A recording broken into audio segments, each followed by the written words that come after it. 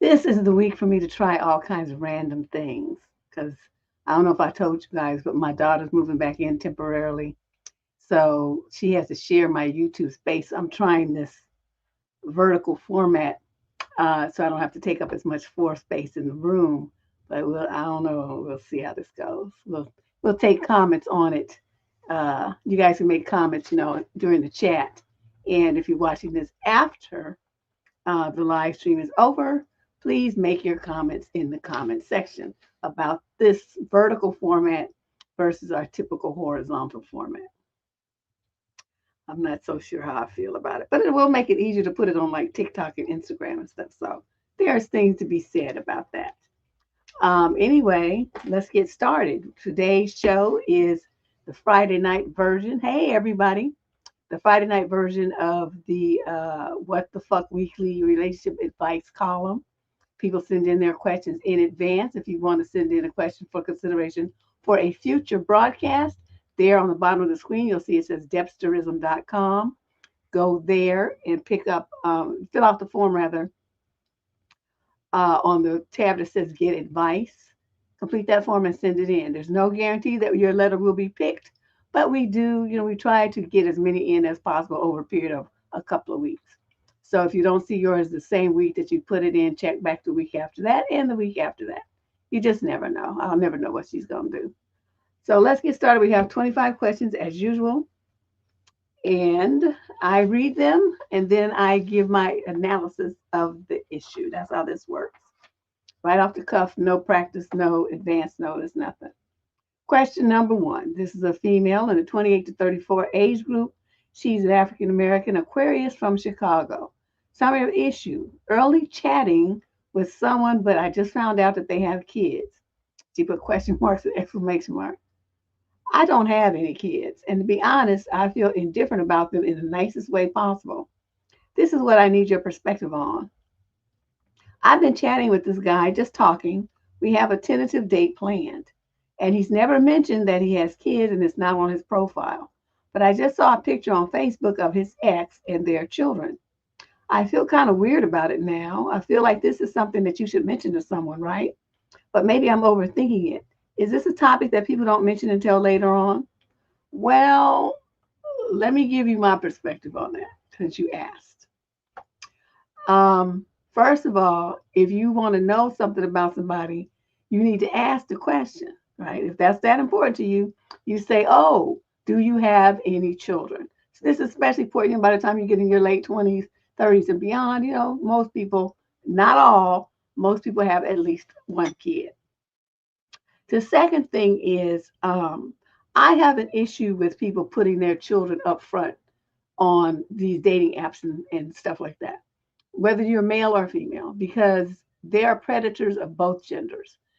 There are women that are into the trafficking thing just like men, and there are women that work for men because people are more likely to trust a female. So it's like a ring, okay? And the women are like in the face of it, and the men. So you thinking you a dude, and you thinking, well, what's going to happen because I have my kids on the weekend, this and that, and blah blah blah blah blah. They need to be just as careful about putting the information about their children online and out in the public as any woman does. If you have minor children, that's any kid in the state of California under the age of 18 living in your household or coming to your household a lot that would be exposed to anybody that you date.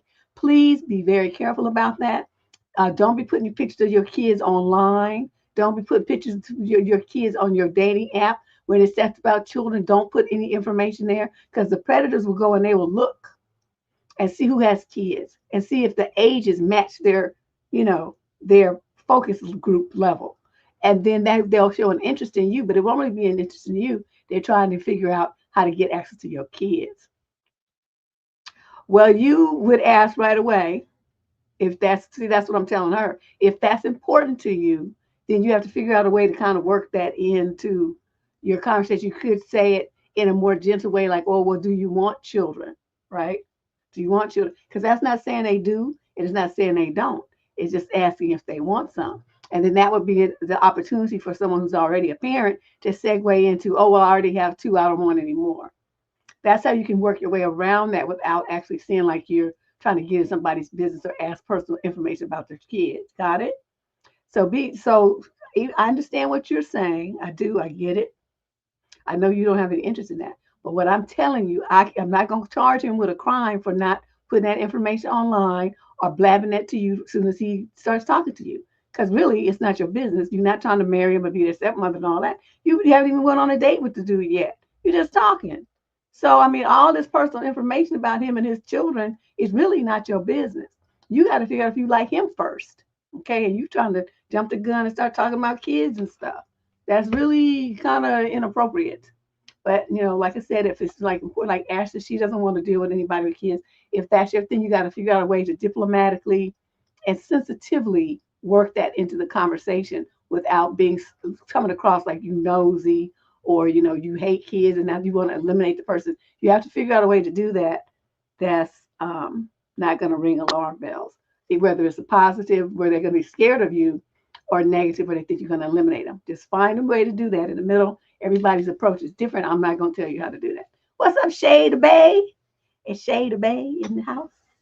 Shay and I have been doing this show rather, for years. I just found her one day. Well, she found me. And she came and she says, "Oh, I want to moderate." And I'm like, "Okay." And she's been here ever since.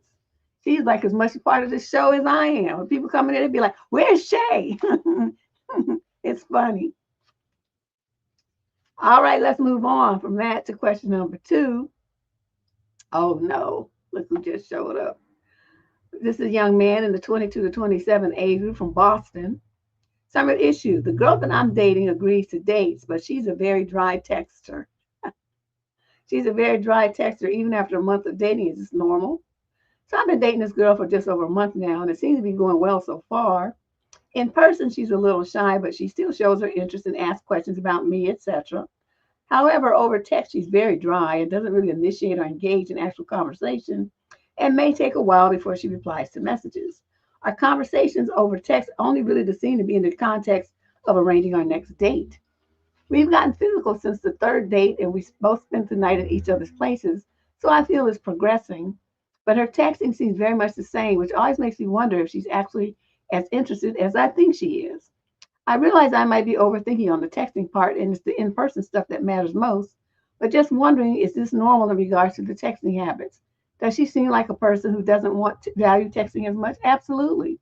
And now that's why I'm like inside, you can't see it, but inside I'm laughing and rolling my eyes at you because this is the thing that's about your age group. Y'all probably, got cell phones in your hands in infancy. So to you, sending text is like a normal way to have a conversation. But I'm telling you something. I'm going to tell you something, you young men listening to this. Most women are auditory. That means they use their ears. What way would you communicate to a woman that satisfies that need to hear things? Talking to her on the phone, talking to her face to face, sending her recordings. Texting does not get it for women. I'm telling you, it just doesn't work. And you in the development phase of a relationship, You really, the only time you should be texting is how she uses it. You should be having conversations, young man. You're trying to do this in some kind of lazy, backwoods, dumb fuck way, and that's not going to work. You can't build a relationship with somebody and have real conversations over text. I don't understand how these kids be thinking that that's even a possibility. That's why you get into these relationships and you move in with the person and stuff, and then all of a sudden you be having a Pikachu oh no face because you find out all the stuff about the person now that you're actually talking to them on a daily basis. You should be doing that at first. Stop fucking texting all the time. I know it's convenient and it's easy, and you think that it's like a great medium to communicate with somebody, but it's not. Texting's not meant for that. On my blog on surviving dating, probably about 15 years ago, I wrote an article about when you should text and when you should not. I'll have to find it and put it in the comment sections. I didn't say they would lie, AB. I said they're not going to put the information online or put it on Front Street because you, just like a man, could be a predator or working with some kind of trafficking ring. That's what I said. You misquoting me. I never said that. Unless you're talking about somebody else. Those words didn't come out of my mouth. But it is not you. I said you need to ask them in a way that doesn't sound like you're trying to ferret out their kids' ages and genders, because really that's not your business. All you have to find out is if he has kids, and then if he does, and they're young, you are any age, and you don't want to be bothered with them, then you know to move on from the next one. But yeah, omitting is very much his business, and it's to protect his minor children.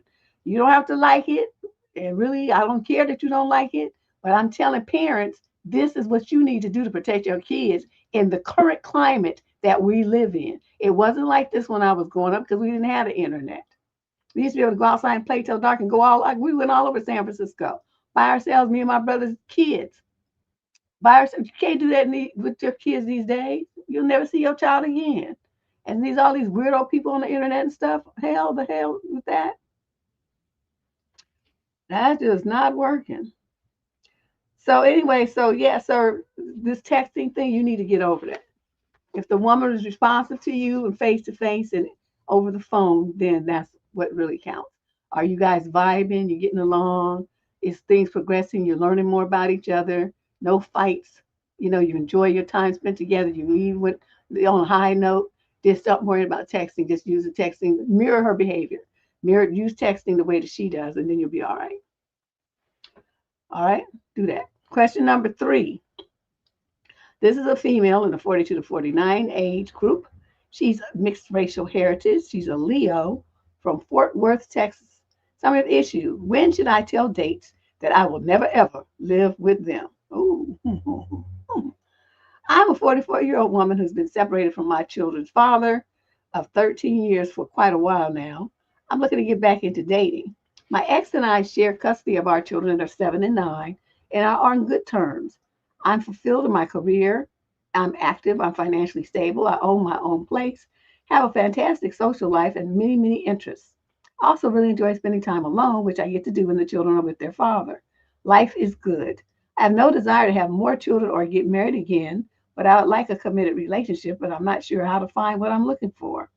Meeting people isn't a problem, but I realize that I've loved to meet someone similar to me, who either has children or doesn't want them, who loves their life, and who is seeking a meaningful connection without hold on a second, I grabbed 2 pages, without the expectation of living together, like ever. It seems like everyone I meet wants to live with someone, start a new family, and make that kind of commitment. But I have no desire to bring someone new into my children's lives, and I am not looking for a blended family. I also don't want to spend all of my free time with that person when their children are away. Ideally, I would see this person once or twice a week. But I do want more than just a physical relationship. I want commitment, companionship, and connection with one person. Deb, my question for you is, how do I approach discussing all of this when I meet someone? Should I say it up front? Is what I'm looking for even a realistic possibility? Any other tips for me or things that I should be thinking about? You should be looking for a man like a fireman who's away, because that was my thing. I didn't want to look at him every day. I'm like, I'm gonna get me a fireman who's at the firehouse 3, 4, 5 days, and then he's home. But then that other part is they're home just as many days. So I'm like, I don't know if I'm going to do that. But you can get this, but you're going to have to pick which things are the most important, because you're not going to be able to get all of these things. You know why? Because this only talks about you.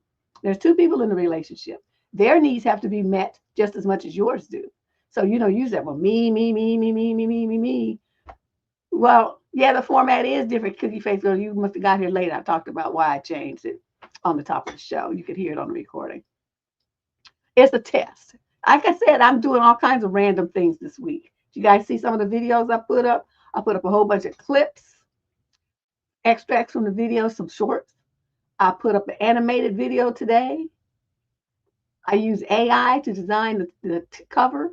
I'm just doing random things. I'm just trying all kinds of things this past 2 weeks. Just all kinds of different stuff. And this is one of them. This to record straight to vertical format to make it easier for me to upload to TikTok and Instagram. So we'll see. We'll see how this works. All right. So that's what I have to say to you. Is which say 3 or 5 things are the most important, and then worry about those and let the other ones be more flexible and adjustable. Because, like I said, this only talks about you and what you want. Somehow you have to negotiate and compromise to meet the needs of this person that you want to stick around and be in a committed relationship, to have companionship and connection with one person. Why would they want to stay with you if you're not meeting their needs? So think about that. What things on this list that you put out here are flexible? You can make some kind of compromise and adjustment on them. Okay. Think about that. I'm not going to tell you that. You like that one? Oh, good. So the next question number 4. This is a young man in the 28 to 34 age group. He's African American and Aries from Washington, D.C. The female is 28 to 34 as well, and she's a Virgo. Summary of issue. My girlfriend went to meet her ex-boyfriend for lunch, and I want to end things. I need some suggestions, though, and some help. Well, what did she do? Go to a hotel? I mean, what's the big deal about lunch? You tripping. We've been together for 2 years with marriage in picture and trip planned for the holidays. We started seeing each other right after her breakup with her long-term 2-year boyfriend. So they was together. She broke up. He was with her. They were together for 2 years, and you've been with her for 2 years. Okay. I wonder how long it was after you said right after. Okay, so that means it's a very good possibility that you was like a rebound relationship. We both had our ups and downs, but nothing too major to break things off. Recently, I found out that she has been talking to her ex-boyfriend on and off, and went to meet him for lunch, which I was not aware of. Usually she keeps me informed, but this information was missed out. I am out of my wits to end this relationship, and she wants us to try again. And I am very, very confused on what to do. No, your ass is very, very jealous. That's what you are. If I should end it or just try again and see how it goes. Just so you know, they spoke in between because he has the dog that they adopted together. I was aware of it. The ex's boyfriend told me he was under the impression that they might get back together, although my girlfriend said that she was very clear about them not getting back together and said this in front of the ex. I have a doubt that they were intimate when they met, although they were both very clear nothing happened. I just don't know if I should trust her or if I'm completely shattered right now. You're just jealous as hell and insecure. The bottom line, though, is, okay, I don't like the part that she went and she didn't tell you. Okay. That would be something that, everything, there should be no secrets between you. Nothing done in the dark, undercover, no corner cutting, no secret stuff. The only thing that I have to warn you, what I want to say to you is, let's talk about this realistically, though. She was with this man for 2 years, and she met you shortly after they broke up. By my standards, this is something I've noticed over the 30-something years I've been doing relationship advice. People need about 6 months of recovery time for every year that they were together. So for her to have been there for 2 years, that would mean she would need 1 year of time to close all the doors, do all the healing, do what they call a closure, all this stuff. And part of that process is they will continue to have conversations. They might get together for, to talk or have coffee or a drink or something, and they have the conversation there. This is part of the healing and breaking up process. Unless it's really egregious behavior, then, like abuse or something. and then somebody goes to jail or something horrible happens, well, then this all bets are off. But like if a normal couple just said, they're not working out anymore and they're going to go their own ways, this is kind of the steps that are taken before, the final cut. So you bounced up in there right in the middle of that. And that's why I said, you need to look at this realistically. As long as they didn't jump into bed, then what's the problem? Now, I want you to also understand, a lot of times when a dude wants to throw salt in your game, he's going to come up with all kinds of, women do the same thing. When they want to separate you from they want to try to get a chance to get back with the person, they're going to say all kinds of stuff that this person did or said or this and that. It's going to be up to you, though, whether you believe it or not. For me, I never believe anything exes say. I need to see it with my own eyes or somebody I know to see it. But if some ex come tell me, yeah, he called me and he said we was gonna get back together and he said this and he say that and blah blah blah blah, I don't believe a word that them bees say. See, but you're believing. I can tell by your reaction you believe in what he said, which is typical male thing. You guys have a woman with some man that you don't even fucking know, that can't know if you trust him or not. You gonna take his word and run with it just because it's another dude and he's saying something negative about a woman. So, these things I'm telling you, I've seen them just so many times. And it's typically what happens is you break up because you reacted with a knee-jerk, jealous reaction. And then you're going to be sitting there crying 6 months from now, writing me back, talking about, oh, Lord, why did I do that? I was so stupid. That was the love of my life. I shouldn't have done that. I should have tried to work it out. That's why I'm trying to get you to slow down and get out your feelings right now. Use your brain and stop this. You don't have no proof of nothing happened. She just went to lunch. That's the only thing you can really call her on. But I'm telling you, dude, this is a normal part of the moving on process. Everybody has to go through this. If you jumped in there as a rebound just after she broke up with dude, then she has to do this healing and negotiation and compromise and closure stuff while she's with you instead of while she was just single. So, I mean, part of this, you brought that on yourself. You shouldn't have done that. Should have waited for a while till she, had some heal time. But you didn't. So that's all I can say to you. Let's move on. Question number 5. We got 25 questions as usual. This is a young lady in the 28 to 34 age group. She's Caucasian from Katy, Texas. Summary of issue. Is it weird that my boyfriend is picking his brother's bachelor weekend over my birthday and a trip that we have planned? Bunch of question marks. Well, let's see. Before I judge, let me see. We had planned a trip out of state for my birthday that same weekend. I looked into hotels and flights, etc. I've been so excited and planning it for some time. Anyways, he brought to me last night that he'd rather go to his brother's bachelor party in Miami and that he is in a difficult spot, which I understand. But he didn't even bring up to his brother that we have a trip planned and that it's my birthday, which is why I'm most hurt, I guess. Okay, I'm gonna have some words for you, and you're not gonna like it. How do I go about this? I'm so upset, but I'm trying not to show him how upset I am. For context, we moved to Texas, a state where I know nobody, and he really doesn't either. So I would be spending it alone here when I don't have friends or family. Well, why can't you go to where your friends and family are for the weekend? That's one thing. Or if any of them could fly into town and come with, be with you. That's something you need to look into. But let's go back to this letter where you talk about, is it weird that he's going to his brother's bachelor weekend over your birthday trip? No, it's not. Unless you're 5, you don't have to celebrate your birthday on the actual day you were born. Very few adults do that. They will put the birthday party celebration on a Friday or Saturday night the week before or the week after, or sometimes even several weeks before or after their actual birthday. Like if they want to have a specific venue, they got to have a party when the venue's available. You don't get to choose. It could be the next month, but it's still your birthday celebration. So throwing a fit about this is a little odd considering your age and considering that a bachelor party can't be rescheduled based on your birthday, but you can reschedule your birthday celebration to a whole bunch of stuff. So, bachelor parties are coordinated around wedding dates. Did you forget that part? So the day that they have planned to get married, they're gonna have a bachelor party, sometimes the weekend before. Yeah, usually it's the weekend before the wedding. So, those things are on a calendar, they're on a clock. They don't free to just change them around at will because you mad.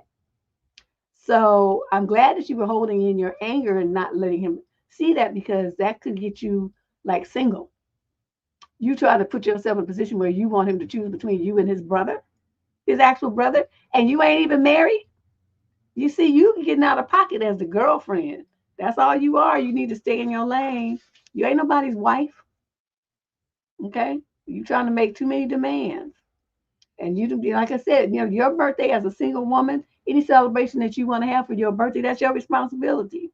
So you get on the floor with all your friends and see if you guys can meet somewhere that you can get to by bus or an inexpensive plane fare, and y'all go there, celebrate your birthday, then you take your happy ass back home. There's all kind of options here that you're not even exploring because you just want to be mad. I can't with you people.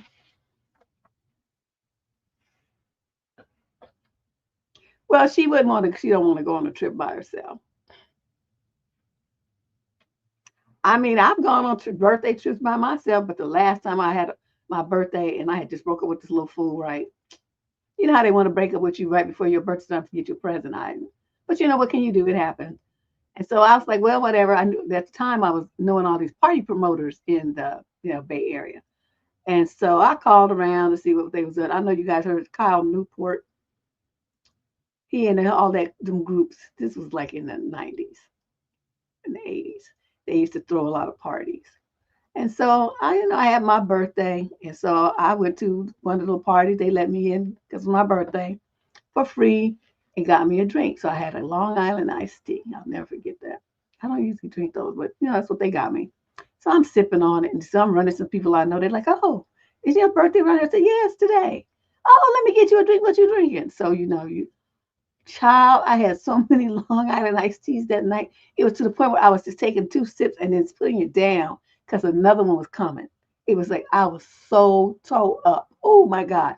I got in my car. Luckily, I grew up in San Francisco, so I know the streets like the back of my hand.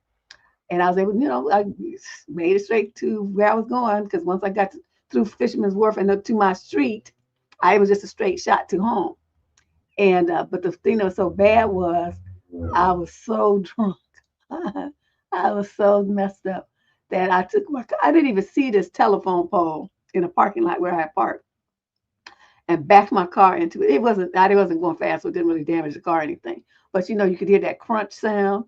That woke me up. All my little high just went away after that. But that taught me something. So I haven't had a Long Island iced tea since. Oh, it was very awesome. It was very awesome. Everybody was dancing with me and buying me. It was fun. They want to make sure that they were like, "Where's the dude?" I'm like, "We broke up yesterday," and they're like, "Oh, girl, no, let me get you a drink."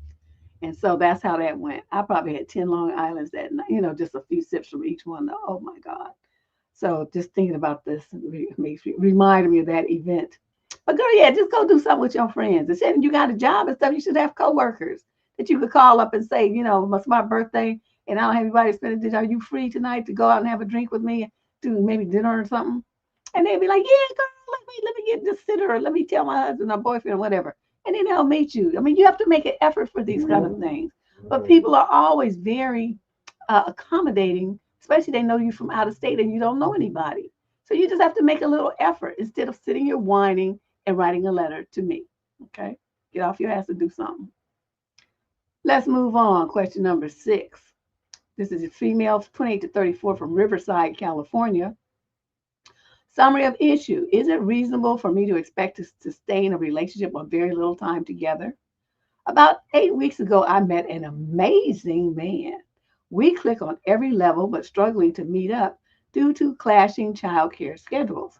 He has a very fluid schedule with his ex at the moment with no set pattern. They are in the process of agreeing on something more formal, but that hasn't happened quite yet. I want more time with him, but it's not going to improve until the schedule is set or we introduce the children to each other. Deb, is it possible to manage a relationship with only seeing your partner 2 to 4 times a month? We text daily and chat regularly. I just struggle with the lack of physical connection. Okay, 8 weeks ago, and you call him your partner. Did y'all have that discussion?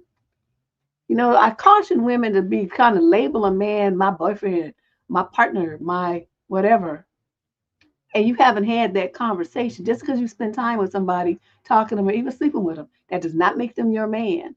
You all have to have a formal conversation, sit down, where you say, okay, well, let's talk about what we're going to be doing here starting from today. What's your goal?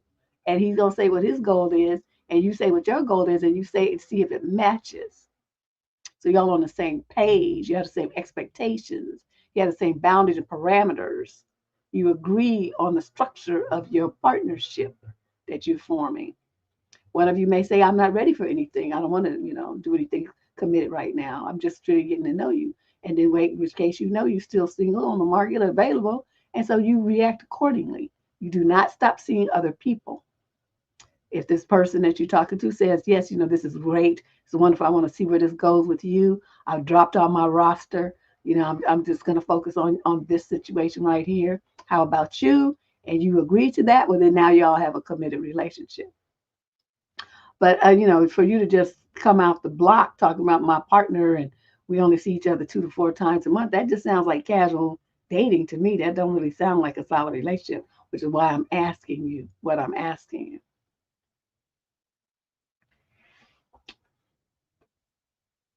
Well, they haven't met the kids yet, so it's not a babysitter, and she don't sound like, you coming to somebody's house, are they coming to yours once a month, once or twice a month, 3 times? That's not a house cleaner either. So I think, this sounds like a dude. I mean, lady, I'm just going to be honest with you. This sounds like a dude that has set up his kids as a boundary, a barrier. And so he has the same game running with 3 or 4 women. That's what I think. Do I have proof of that? No. But I've seen this game run so many times where they create this impenetrable boundary. It's always their children or it's a job that takes them, or aging parents. There's something that you can't push back on. And they set that up early in the game. So you already know what they gonna give you. This is it. This is it. And by the time he drags his feet and stuff, and you feeling dissatisfied another month or so, then you dump him.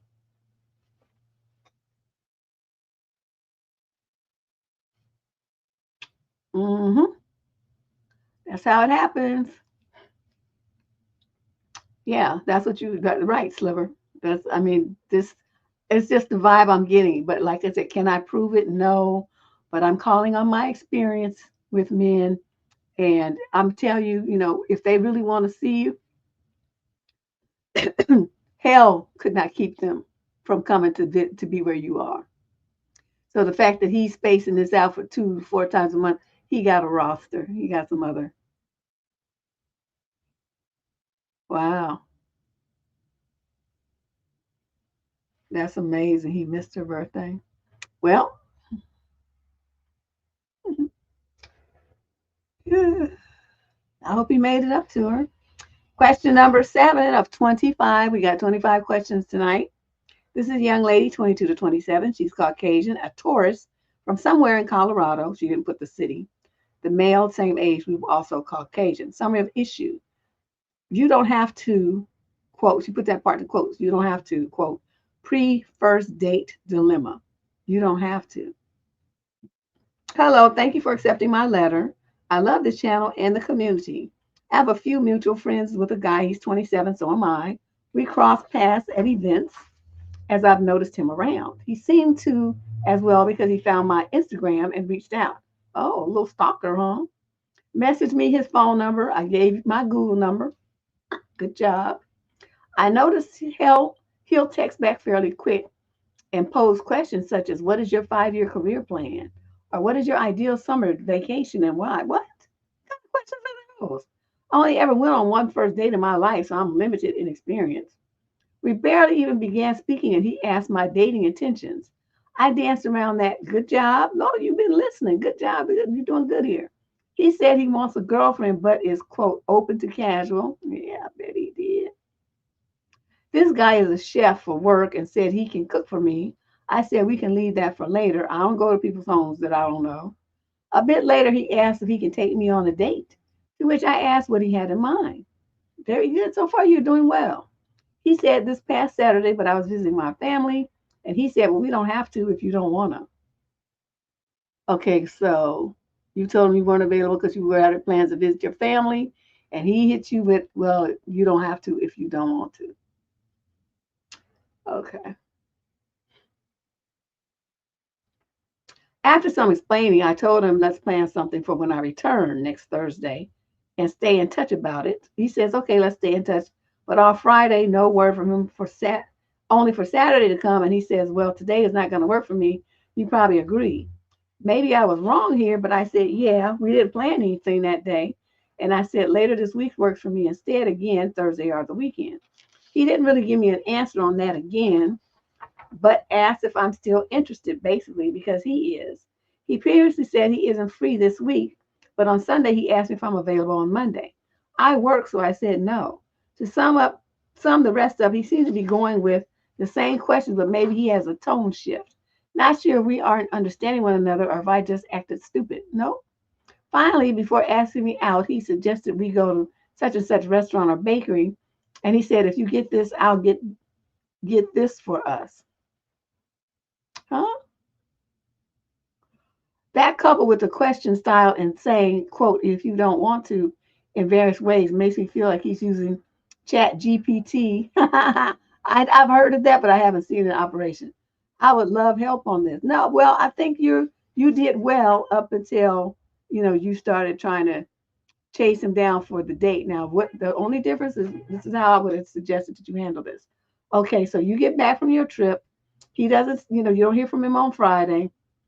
That's fine because you didn't text him or anything. You let him reach out to you. So he could reaches out to you and say to Saturday, well, today was not gonna work for me because we didn't have plans for today anyway. And you gave him some more options. I would not have given him some more options.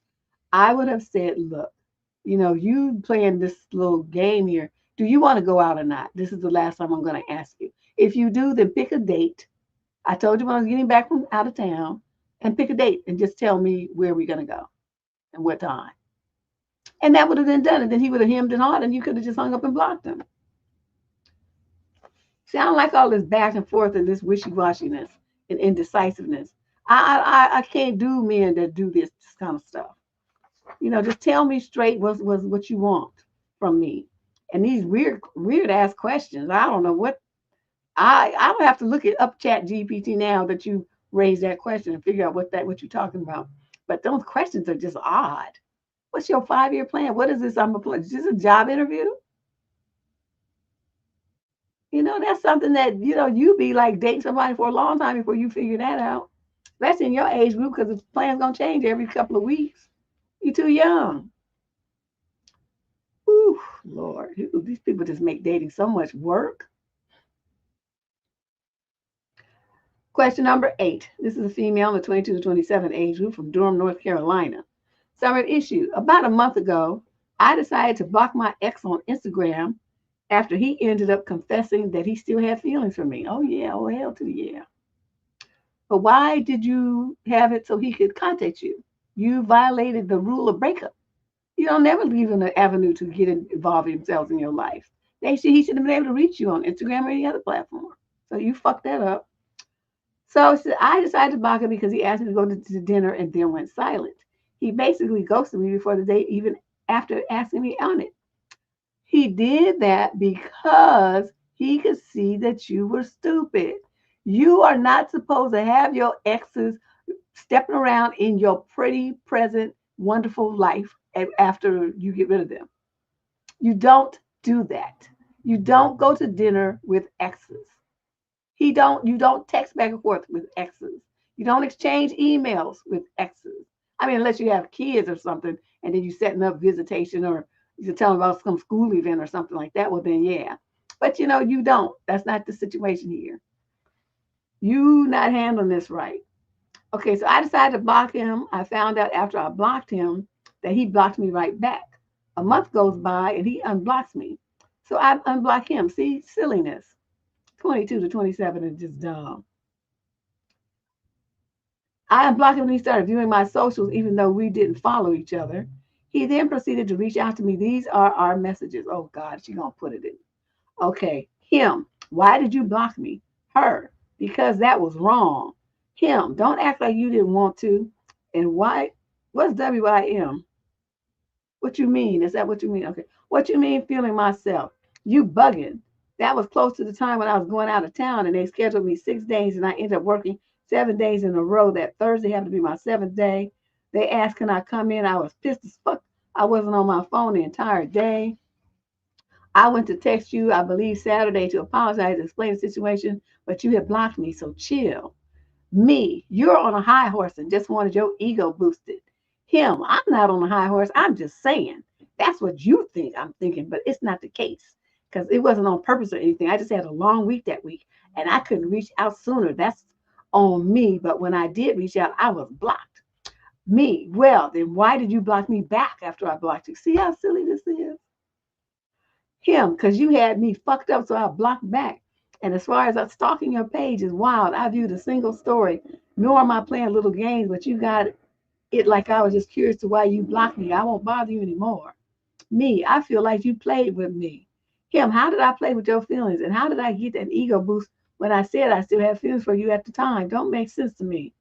Him, an ego boost to what exactly? I don't have an ego from none of that to begin with. I don't know but I'm sorry if you feel I played with your feelings. That was not my intention. And once again, I won't bother you anymore. Take care, okay, Mr. Drama. Him, you talking about, oh, so he's talking about take care, but he's still texting. You talking about the first time we hung out after all that or the first time we did? Because when we went to lunch, did I not say I still have feelings for you, but don't think it's a good idea to be together? I'm confused. So me, so basically what I'm getting from all of this is you just want to have nook with me and maybe hang out sometimes, but not commit. Him, yep, that's what you're getting, and that's what I said. I only want to be friends at most. Deb, I know this is all over the place and doesn't make sense. Oh, it makes plenty of sense. It might not make sense to you, but I followed every word. Yet I'm just confused why he even reached out and texted me asking me why I blocked him. Also sending me paragraphs just for him to be cold and mean towards the end. What is your analysis or advice? That you're stupid. I done already told you. Okay, this should have never happened. Because if you had handled your business, he would have stayed, you got been blocked and stayed blocked. And you playing around so you know he unblocked you and you looking at his page and you know he looked at your page and all this old silly stuff here. You must need a second job or go back to school or something. You need something sensible to do with your time because this is stupid. So I'm just going to say this. It sounds like it's very good that you two split up because it's just silliness galore in this relationship. Okay. And you knew that's all he wanted when he reached out talking about why you blocked me in the first place. What other reason would an ex have to reach out to you other than trying to get some booty? Please don't tell me that you are that naive that you think he want to get back with you. That's what they do. This is set up. And you know, at your age, you ought to know better than this. They start coming talking about the Wayback Machine and why did I leave? That's one game. This person's not as good as you. I was stupid. I regretted this. So they try to pit you against the other person. Like you feel like you're in competition and you won something, or they come back and they say, I still have feelings for you, even if they with somebody else or married or whatever. They might still be single too, but whatever it is, they're not committed to you. And here they come talking about, well, I still have feelings for you. What the fuck does that even mean? What kind of feelings? Hate? The desire to use my body? What kind of feelings are you talking about here? Let's be specific. And then you just look at them. But see, I'm just giving you this example because this would be how I would have played it if I was you in this situation. But this would have never happened to me because I don't unblock exes. I'm not wasting my time giving them not even one micro millisecond of more of my existence. They're not going to get it. It's off limits to you. And that's all he's trying to do. And she goofy going along with it and having these long-winded text conversations with some fool. Girl, get you a second job or something. Do something sensible to your time.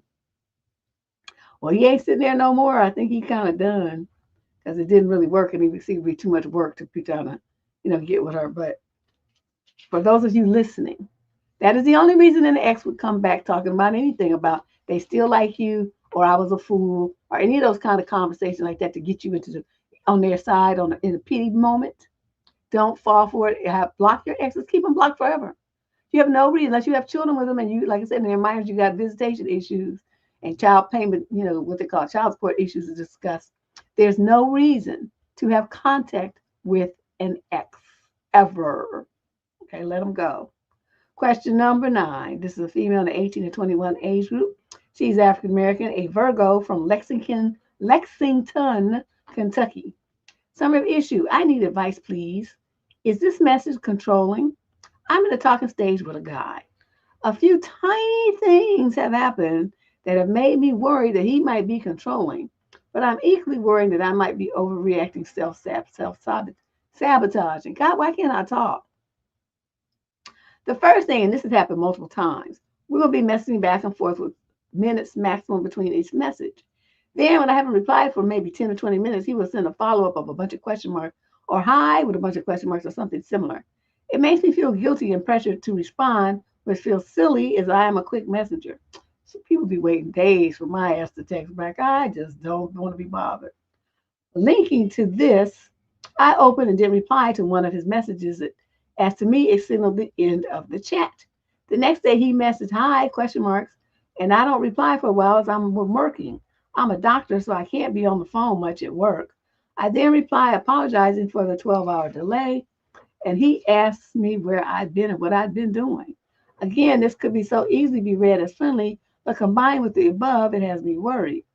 The second thing he has committed, this sounds like the third thing, he has committed multiple times and now how I'm, quote, better than him, cooler, cleverer, more popular, etc. None of these are true. I like him for a reason, but this reeks of insecurity. He says it in a way that's so positive to me, but while also making me feel awkward. After we first kissed, he said he was so scared because he was a loser and I could get with any guy. Okay.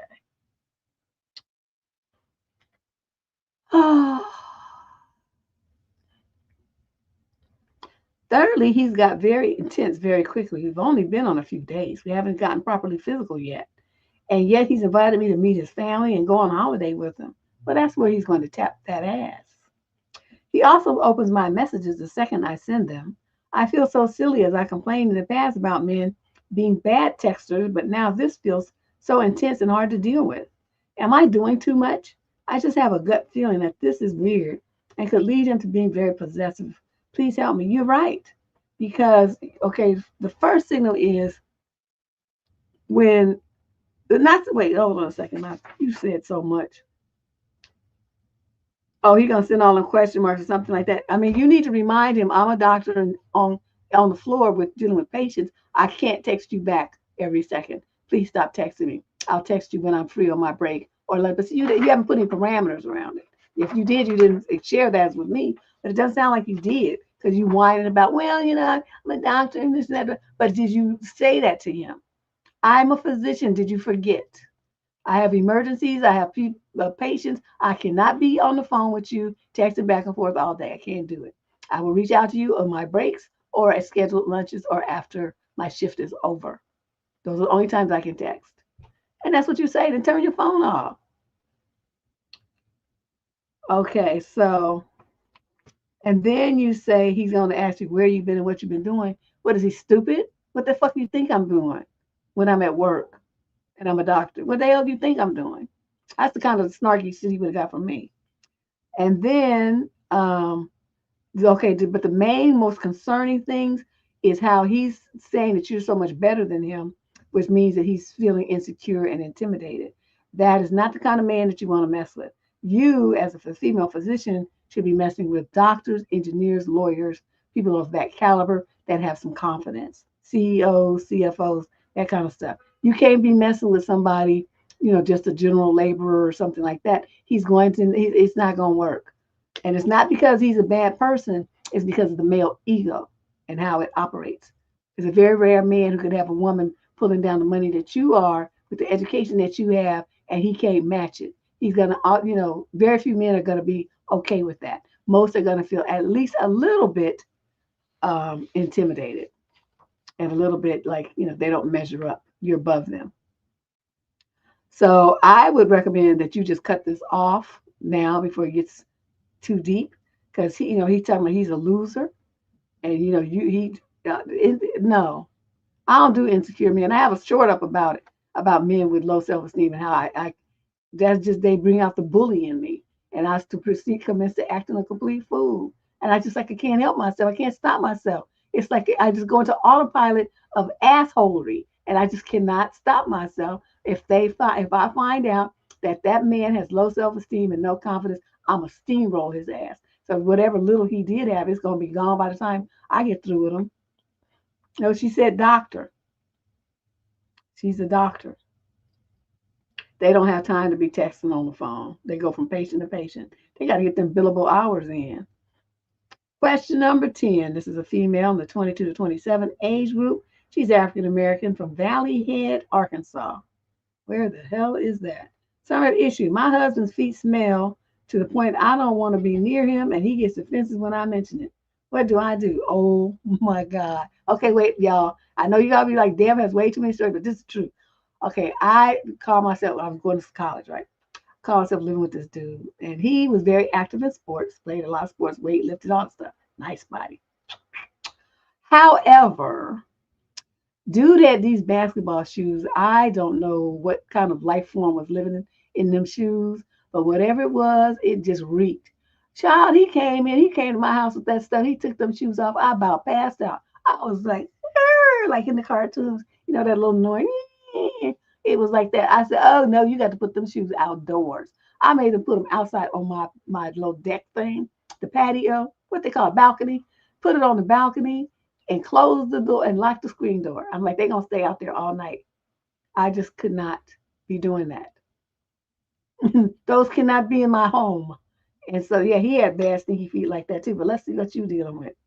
I get that feet are not the cleanest part of the body. They are if you wash them, and that they're bound to smell sometimes. But Jesus Christ, they don't smell if you wash your feet. For context, my husband works in a sawmill. He wears heavy work boots, which of course make his feet sweat. He will often re-wear pairs of socks that he wore to work before, sometimes wearing the same pair for 3 or 4 days. Well, that's why his feet stink. He's got dirty socks on with like 3-day old sweat. I've asked him not to do this because it smells so horrid. I can't deal with it. But even still, that doesn't matter. As soon as he comes home and takes his shoes and socks off, the smell is instant and permeates the air. It even lasts after he takes a shower. He must not be using soap. And it doesn't smell like sweaty feet from a long day. No, no, no, no, no. It legitimately smells like he has been walking around in a sewage tank. And I've asked myself on several occasions if that's what he's really doing before he comes home, because I just cannot fathom the smell and how it is that bad. I tried to be nice to him about it before with little suggestions. He gets defensive and mopey. I try to be firm about it, tell him to wash his damn feet. The same reaction. At this point, I don't know what else to do. I'm currently hiding in my bathroom because I cannot stand to be lying next to him as he sleeps and stinks up the entire bedroom. This poor lady, this is hilarious. We've been together almost 10 years and are 26 and 29 years old. Damn, his feet have never not had at least a little odor to them, but never this bad. What should I do? Take his ass to a doctor. Yeah, that's what I was just thinking, Ravania. Take his ass to the doctor because he may have some kind of fungal or bacterial infection in his feet, which would be not a far fetched idea if he's wearing the same sweaty socks for 3 or 4 days. The bacteria there are just multiplying because that warm, moist, and dark environment. And then he turns around and put the same socks back on. So those bacteria, they're just multiplying. They're getting friends every day that he doesn't do a sock. Now the only thing is I could tell you this: sometimes with men, you have to, yeah, the fun guy be dancing, holding hands and dancing, square dancing and stuff. Then they break out into what they call it, the Michael Jackson, that moonwalk across his funky feet. They have these socks with odor control socks. I do not know how much they cost, but they're on Amazon. Buy some of those for him. But after you take him to the doctor, because he needs an examination. And like I said, I'm thinking he probably has like some kind of fungus between his feet, athlete's foot, or something even worse, because athlete feet will smell too. Oh, so Sliver is saying that if his toenails have fungus on them, which you can look at if you can stand and see. She probably can't stand to get that close to him to know to see if it's that it's highly contagious, and that you should wear slippers or flip flops or something if you use the same shower as he does, so you're not exposing yourself to it. Yes, the dancing fungi. You know we don't have no sense on this show. Everybody on this show is crazy. But yes, he can't keep his feet dry. He working a sawmill. He's wearing boots. But try to get them moisture wicking, odor absorbing socks. But give him use those after the doctor visit, not before. Okay. If something is wrong. That's not normal for somebody's feet to smell like that. Question number 11. This is a female in the 18 to 21 age group from St. Louis, Missouri.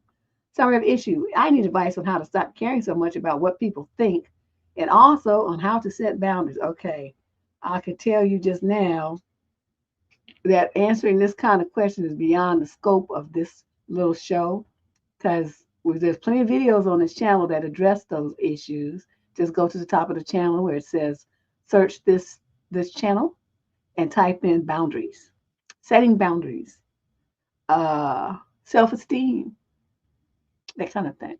And all the videos, which there'll be hundreds that have that subject matter in them, because we've been on this channel's been around for a long time, then you go and you listen to those. Okay, so that's what I'm gonna tell you. But let's see what the problem is. But anyway, that's the answer. I'm struggling with setting boundaries. I have always been the type of person that talks, and sometimes I talk too much and say too much. Yep, we got videos about that too. It's the main one that I really lost my mind on is called Women Need to Shut Up Sometimes. Okay, so type that in the search string too. I've always cared too much about what others think about me and my place in their life. I need to learn to be okay with people not liking me. And I have tried to work on it, but I rubber band back to the same spot every few months. What has helped you the most? At this point, my anxiety is taking over. I've never had that problem, so I can't even answer that for you. I just see, to me, I'm not really sure how the psychologist put it, but to me, people seem to be born with their personality. So to me, I divide it into two categories. There's the persons who are inner directed, and there's a person who are outer directed. And what I mean by that is a person who is outer directed is like you. Outside influence, things outside of yourself. You allow those things, you need those things to define you, to shape you, to let you know what you're going to be, what you're going to do, and if what you do, think, and say is okay or not. You depend on other people, other structures to do that for you. You don't ever do this for yourself. So that's why you get battered around like this.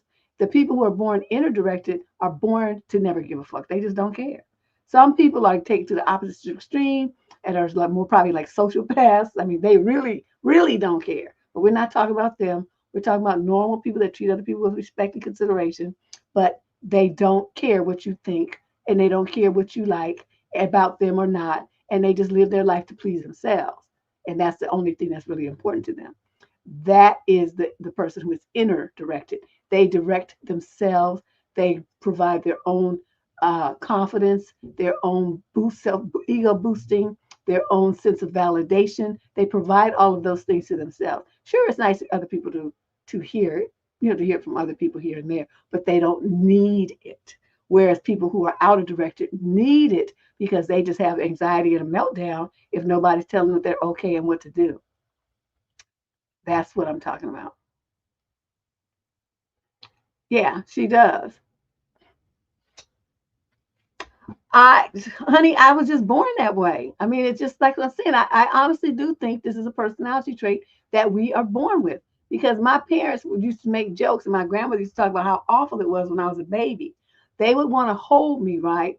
And I would kick and scream and stuff. I want to be down. I want to be independent. I want to do my own thing.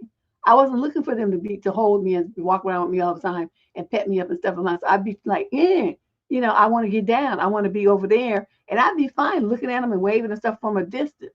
And I'd play with my cousins and stuff for a little while. And then I'd go in another room and do something else, because I didn't want to do that anymore. They did, but that's fine. You keep doing that. But I'm going to do something else. I'm going to go here and I'm going to do that. And like for relatives, you know how they come in, they be like, "Oh, give me some sugar," and all sorts of stuff. I'm like, I don't want your crusty lips touching me. Get away from me. Don't, I'm not giving you a kiss. And this was before parents doing all this boundary kind of stuff. But my mother was, very advanced in that. She said, if my child doesn't want anyone touching her body, or she doesn't want to touch yours, then that's what it's going to be. You're going to respect her. No. And so, you know, my boundaries were upheld, reinforced. And so, just got comfortable. I don't know. That's why I say I think you're born with it. Because I think, you'll see the difference in babies that can play by themselves and self-soothe. They're infants. Nobody taught them anything. They just came out, popped out the womb. And then there's the ones that fret and cry and always want to be held, and that's the only time that they stop. They cry in the middle of the night. They want their parents to come and hold them and pick them up and all sorts of stuff. So there's two different kinds of infants. So you see the behaviors that I'm talking about, like it's almost from the womb. So it has to be that they were born that way. That's what I'm saying. That's what I think. You think so, Tina? Yeah, I think it would have been probably beaten out of me too. Well, like worn out, went up, down, whatever. If my mother hadn't been the strong personality that my dad too, to say, like if I said I didn't want to do something, they'd be like, okay. Versus a parent that would try to force you to let people kiss you and touch you, and so they never did that. So I always had, bodily autonomy and the right to make, certain decisions. So I really do think that, but they're like say the people that work in hospitals see it all the time with the newborn babies. Some of them are just chill. They just be looking. People pick them up. They be like happy, but they just happy when you put them back down. They not tripping. And then the other kids are just like wild. They just so needy and hungry for affection and touch them and try to hold them and stuff. They just act a fool unless they're being held. So you see it from infancy. So that's why I say I think it's yeah, grandmas and them switches. Oof. They're a flashback. So so you just get a therapist. I can't listen to them videos. If that was going to help you enough, you need to get a therapist. I can't really do too much from way over here. Question number 12. This is a male in the 20 to 34 age group. He's French Canadian from Quebec, Canada. Oh, look at him. Sorry of the issue. My fiance is mad that I told her that we should save money and buy only necessities for our new house, but I treated friends out to dinner after they helped me paint the house and tape borders. What should I do to fix the relationship, or am I in the wrong? Well, that's essentially the whole question. So, okay, yeah, they bought new vents, smoke detectors, new thermostats, new flooring. Wow, that's all expensive stuff. She was working. I work a full-time job, so I have the consistent income. Where she's starting a new job soon, but she was doing DoorDash and something for make rent where she has been staying before. So we're out buying paint and supplies, and she wanted to get everything to upgrade the house. Okay. But I had just closed literally on the house 2 days before we went shopping, so I'm kind of down a big chunk of cash. I told her let's slow down on this spending so we can save and only get the necessities. Yes, smoke detectors are a necessity. The old ones in the house that work, they're just a bit old, and the inspector recommended better spots for them. So I'm just focusing on cleaning and painting supplies and smaller things for the house, like a modem and a router. I asked some friends to come over and help me paint and tape borders, which two friends did come and help. We got a wall of the living room painted and taped the rest of the house to paint later. So after we did, I took them out to dinner to show my appreciation, and they were willing to come back the rest of the month to help me move and paint. When my fiance found out, she was furious because I was being unfair with the money and I'm spending it too willingly while we're not focusing on the house. I get her frustration, but I think she's overreacting a bit. I have money saved, but that's my money. In case something happens to me, the house, or me losing my job, and I have money in case I have trouble finding a job. I don't mind dipping into my savings, but there's for emergencies if needed. So I'm trying to not go into it by spending too much and getting everything for the house right off the bat. Some things can wait, so that's why I'm telling her not to buy everything at once. Get you a separate bank account. You ain't married. What you doing? We'll focus on cleaning and painting for now and plan out the rest. But she's still upset at me about this explaining it to her. Am I in the wrong? What can I do to put her mind at ease? Update, I took my friends out to a hot pot place. The total came to $130 since I was eating too. So it's three of you for $130. This is what I want you to do. I want you to take pictures of your house, all the walls that would need painting, and then I want you to contact some painting contractors. And I want you to get them to give you a quote for how much it would cost to paint all those walls and tape all those borders. That's what I want you to do. And then I want you to take that document, those bids, and give it to her and say, this is the work that we got done for $130 for a meal. I want you to shut up. And that'll shut her up. Okay? That's all you have to do, sir. You don't need to fight this battle with her. You don't need to say nothing.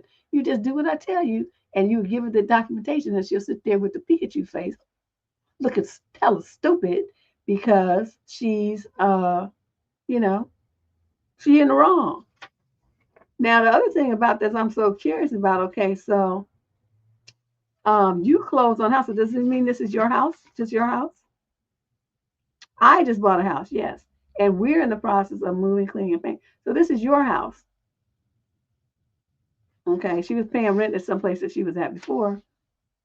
So, you know, I mean, I hate to be a bitch about it, but bottom line is whatever you spend on your house, that is your money. Separate your money from hers. She should not have access to your money. Don't do that. You're not married. Okay, I know you guys, you don't feel like you in love and you trust her and all that old shit here. Take your money out of any account that has a joint name on it. You can maybe leave $500 in there or something like that, and tell her that she can use that to buy groceries, and you put more in it every time. Thanks, Shay. You know, you put money in there regularly for the household expenses or something like that, but she does not need to have access to all your money. Okay, and don't you dare put her name on that house. You keep your house separate. You should put that house in a trust. Okay, form a. Where are you? Oh, you in Canada. I don't know if they have LLCs in Canada, but whatever the kind of structure they have, that's like a corporation, a private personal corporation. Here is PLLC, or you can form an LLC, but you got to have a board and all that old stuff there. But if you do a PLLC, it's going to be just you, but it will protect your assets. That's what you need to do. Go and consult some financial specialist for how things are structured in Canada. I can't really speak on it. And do everything that you can to set things up to protect yourself, not only from other people, but from her, because you're not married. Okay? You need to keep your mind right about this. That's your goddamn money, and tell her you're going to spend your money any way you damn well please. But you had that conversation after you closed down that joint account. Okay? This little heifer right here, she's just doing the absolute most. Question number 13. This is a female in the 28 to 34 age group. She's Caucasian and an Aries from Brighton in the UK. Summary of issue. I think I do not want to invite my sister's boyfriend to my wedding. Well, what's happened there? A trust lawyer? Okay, thanks, Ash. Yeah, Ash is in Canada. She said you need to contact a trust attorney. So please do that. So she says, okay, she don't want to invite her sister's boyfriend. I love my sister. We are close and we live in the same town.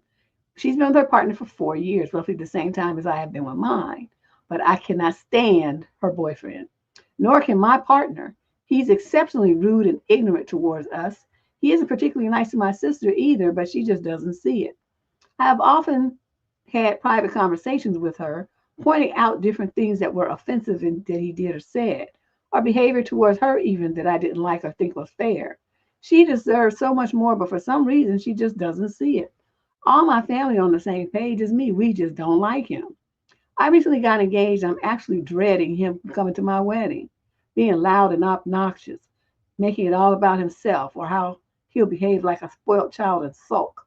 Can I invite my sister and not have him at the wedding? Well, this is what you do. You say, sister, I would like you to come to my wedding, but if you insist on bringing that clown that you're dating, then you stay at home with him. That's how I would do it, so that she would know right off that. I can get mad about it if I want to, but then I'll be uninvited, because the only people that should be at your wedding are people going to be there that are going to celebrate you, your relationship, your marriage, the start of your marriage. People that are going to be trying to take attention away to themselves, arguing, fussing, fighting, starting shit, they don't need to be there. And your sister is such a weak, spineless little thing. So if he started some mess with you, she would be on his side or just sitting there like a bump on the log, not doing nothing, not saying nothing, not checking him. So what you need to do is you and your partner, as you call him, you deliver that message to her, and you can tell her I said so. you mean Deb 2.0? Oh, the square, this little triangle thing. What is this rectangle shaped thing? Yeah, this will make it easier for me to make clips for TikTok. I'm on a roll. I'm just doing all kinds of random things. Just random things. I'm doing random things. Yeah. Yeah, you don't need him there. It would be nice if she came to your wedding by herself and met somebody. That would be great. Question number 14. This is a female in the 22 to 27 age group from Cleveland, Ohio. The male is also 22 to 27. Turn issue. My boyfriend wears a gaming headset all day and doesn't take it off when I'm talking to him, and I'm so frustrated. Oh, wouldn't his side of his head hurt? We are 23 and 24 and been together for 3 years and living together for 2. We both PC game a lot, and I have no issue with that. We also both work from home on our computers 90% of the time. He wears a headset with YouTube or music playing whether he's working or not. And sometimes I try to talk to him and ask him something either in the same room or the room next to him, and every single time I'm met with, what? And he still doesn't take his headset off or pause whatever he's playing to try and hear me the second time. That means he ain't trying to hear you. Why don't you just start writing him notes since you can see that he's not going to listen? You want to communicate something, you have to go, use the method of communication that works in the land of which you are. So as if you're in, like, I don't know, Zimbabwe, chances are they're going to be speaking some other language other than English. Some people probably know some English, but whatever the native tongue is, you need to be speaking that if you want maximum communication abilities, right? So you in the land of headset wearers, what's going to be the available way to communicate with them? In written form. So either message him so he's going to get it fly across the screen, or slap a piece of paper down in front of him. Yeah, they are. Yeah, it does sound gross. That's the thing. He probably got Romania. Romania. Romania come with the slam. That's messed up. Yeah, because them headphone things, like I clean mine with alcohol. I have them alcohol prep pads. When I go to the doctor, I'll be like, can I have some of those? And they just give you a handful. And I clean my headsets, my earbuds and all that stuff off with those, and my phone, everything with the alcohol prep pad, at least once a week. Because I just be living in fear of wiggling things. I just don't like that. So she says, I'm getting increasingly aggravated to repeat myself every single time I speak to him, that I snapped a few times and said, take your headset off. Sometimes it takes 3 goes for him to hear me. When someone speaks to me and I'm wearing one, I move it off one ear at the time, at the bare minimum, so I can hear them. I've voiced how frustrating it is a million times, and please, instead of at least ask what I want. I could be standing right next to him speaking, and he doesn't take it off or pause it and says what? I guess I'm asking what the heck you do in this situation, because I feel like a mother trying to communicate with my teenage son on his Xbox or something. Well, it's highly disrespectful when he sees that you're trying to talk to him. But, there's ways around this. Like, everything that you say can't be that damn important. That has to be said now, right? So you could set a certain time each day where he takes off his headsets and you guys have a conversation. Likely, you could also do, like I said, and just slide him notes. You could also have some messenger app that's open on his desktop, and you type the message, but it better be important. It's going to distract him from his gaming, and then you tell him what the message is. So there's ways for you to communicate with him that don't involve him listening to you. It's going to be visual. And, that's something that you just have to adjust to that, or get a new boyfriend that don't wear headphones all day. What the fuck you want from me? I don't know what you just got a stupid boyfriend. Bottom line, he's an idiot, but you still want to be with him. So just try my approach where you slip him notes. He got the headphones on. He ain't losing his hearing. He just can't hear, because them noise canceling headphones, the ambient noise is way reduced. So if you get a really good enough pair, somebody could be standing like a foot away from you talking to you, you won't hear them. You only hear what's coming through the speaker. So yeah, living with these clowns. Question number 15 of 25 questions. Thank you everybody for coming. Please hit the subscription button to subscribe to the channel. And if you would like to submit an advice question for an upcoming What the Fuck Advice show, please go to the website there on the bottom of the screen, debsterism.com. Look for the tab that says Get Advice and complete the form there. That's how you do it. That's what all these lovely people did, and that's how their letters are getting selected and read on the show. Yeah, those. I mean, they were noise canceling mics, headphones, man. Once you get you a good pair, man, you can't hear shit outside of them headphones. And they had that thick padding, so it doesn't hurt your head. They just sit there. Yes, thank you. Let's tread lightly. See, some people know. It's like she's been around forever. You should be able to tell that by my all my gray hair. When I first started doing advice, I didn't have any gray hair. That was so long ago. All right. So let's see what's happening here. Question 15. She's 20 to 34 from London. Summary issue. I am in a one-sided relationship. My girlfriend is stressed over being the sole provider and homemaker for my girlfriend and her child. I do not want to leave, but I am scared to stay. I'm 31 and my girlfriend is 35, and we've been together for 6 years. I feel as though I'm the only one providing and putting in an effort in our relationship. We live together in my house with her kid. Our living arrangement consists of me providing for her financially, as she does not have a job. She is going to school, which required a once a week trip to classes. Also, take a majority of the housework. She has had many excuses from simply being lazy, having extra schoolwork, and having a variety of medical issues, preventing an equal distribution of work around the house. Our Nook life has gone downhill over the last few years. I love this woman and her kid, and I would do anything for either one of them, but I'm at my limit. I try to be understanding of her physical, mental, and emotional needs. However, I feel as though I've taken care of all of her needs, while mine take a back seat or maybe not even considered at all. The situation has caused me a lot of stress, and I feel as though I am being taken for granted. I've discussed these issues with her, and they seem to get better for a while before she returns to her old habits. I do not want to end things, but I also do not want to live the rest of my life as her caretaker. Do I stay in the hopes that things will get better, or do I leave for greener pastures? I'm going to just tell you this. The words of wisdom of Robert M. That was my father, because my brother's Robert C. So Robert M. Cooper had this thing to say when I think I did it. Yeah, I did a video about it, but I'll just give you the summary here. I had a similar dilemma to yours, trying to figure out, oh, done break. It was my first little boyfriend. I'm like, oh, I'm just not really feeling it. I really think I should break up. And my father said, well, did he hurt you? Did he put his hands on you or something? I'm like, no, I just, just don't feel right anymore. I just don't, just looking at him just makes me go, ugh. And, I'm just going, I'm a teenager. What do I know? So I'm just, so he's laughing. He says, I'm not going to tell you what to do. I'll never forget because my parents knew, don't try to tell me what to do. I'm still like that to this day. You can suggest things, but I have to pick what I'm going to do. Don't try to boss me around. So he said, I'm not going to tell you what to do because that's you and your relationship. I'm going to tell you this is once roses start smelling like shit, they don't never go back to smelling like roses. And I looked at him, I will never forget that as long as I live. That one sentence has guided my life as far as men and relationships go for the rest of the time. I think I was about 17 when that happened, when he told me that. And I remember just looking at him because that was so like niggadomus, profound and shit.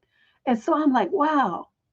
Okay, so then I'm thinking about it. I'm like, well, So I picked up the phone and I called and said, oh, let's break up. And he was like, no. I clicked. And that was it. That was the end. It was over.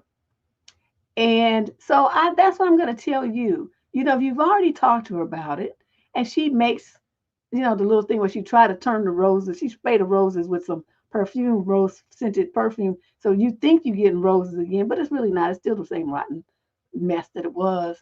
And then she, it reverts to form, which is its rotten form. So you're sitting there thinking that it's going to change and it's not going to. This is what it is. And you need to tell it, go through the lead, where did you say you live again? Hold on a second. I forgot that quick. I'll put it over here in this pile. Oh, you're in London. Okay. I don't know what the landlord tenant things are in the UK, but whatever it is in London, you might want to consult a solicitor for that. And you serve her with an eviction notice. And you're going to give her a certain period of time, to get out your house. She can't claim nothing to the house because she ain't been working. And she's gonna be like, well, I don't have any money. It's gonna be, that's not my problem. You better go down there to the council office and apply for some assistance and some council housing and make that magic happen. Because that's it. I can't do this anymore. My needs are not getting met. And I don't want a relationship that's one sided like this. And that's all you have to tell him. Give her this eviction notice and break up. You cried for days, really?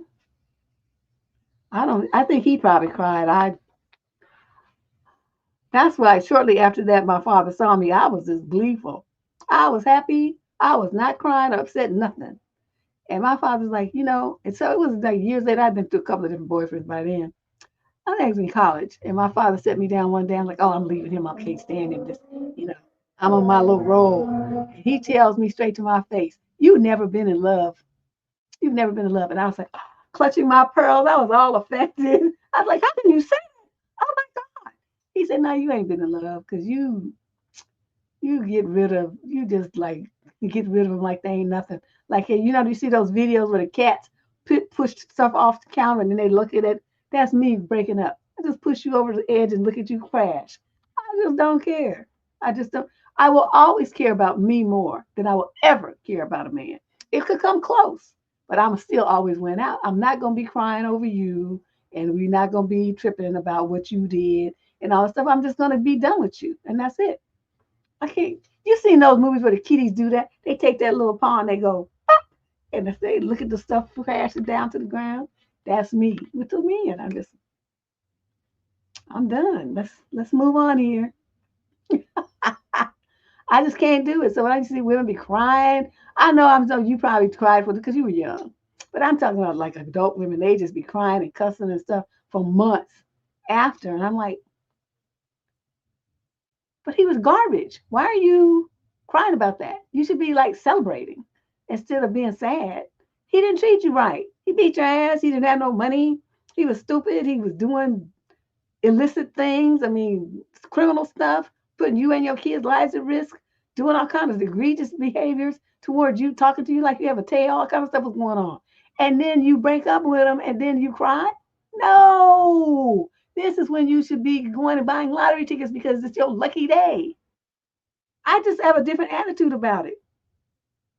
I just don't care. I'm never going to be tripping about some man. Like you did some stupid shit that got you fired. You think I'm gonna shed a tear about it? No. You gonna be just out of my world. And don't try to call me. Don't try to come over here because that is not gonna end well for you.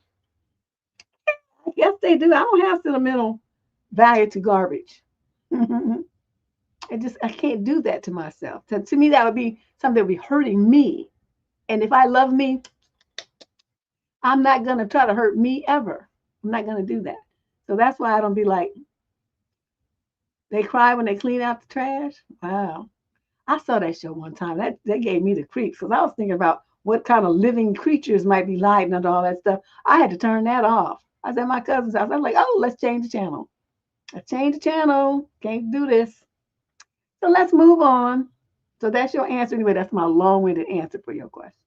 Question number 16. This is a male in the 20 to 34 age group. He's African American, a Scorpio from Newark, New Jersey. Summer issue. I'm feeling like a parent to my girlfriend. And he put a question mark at the end.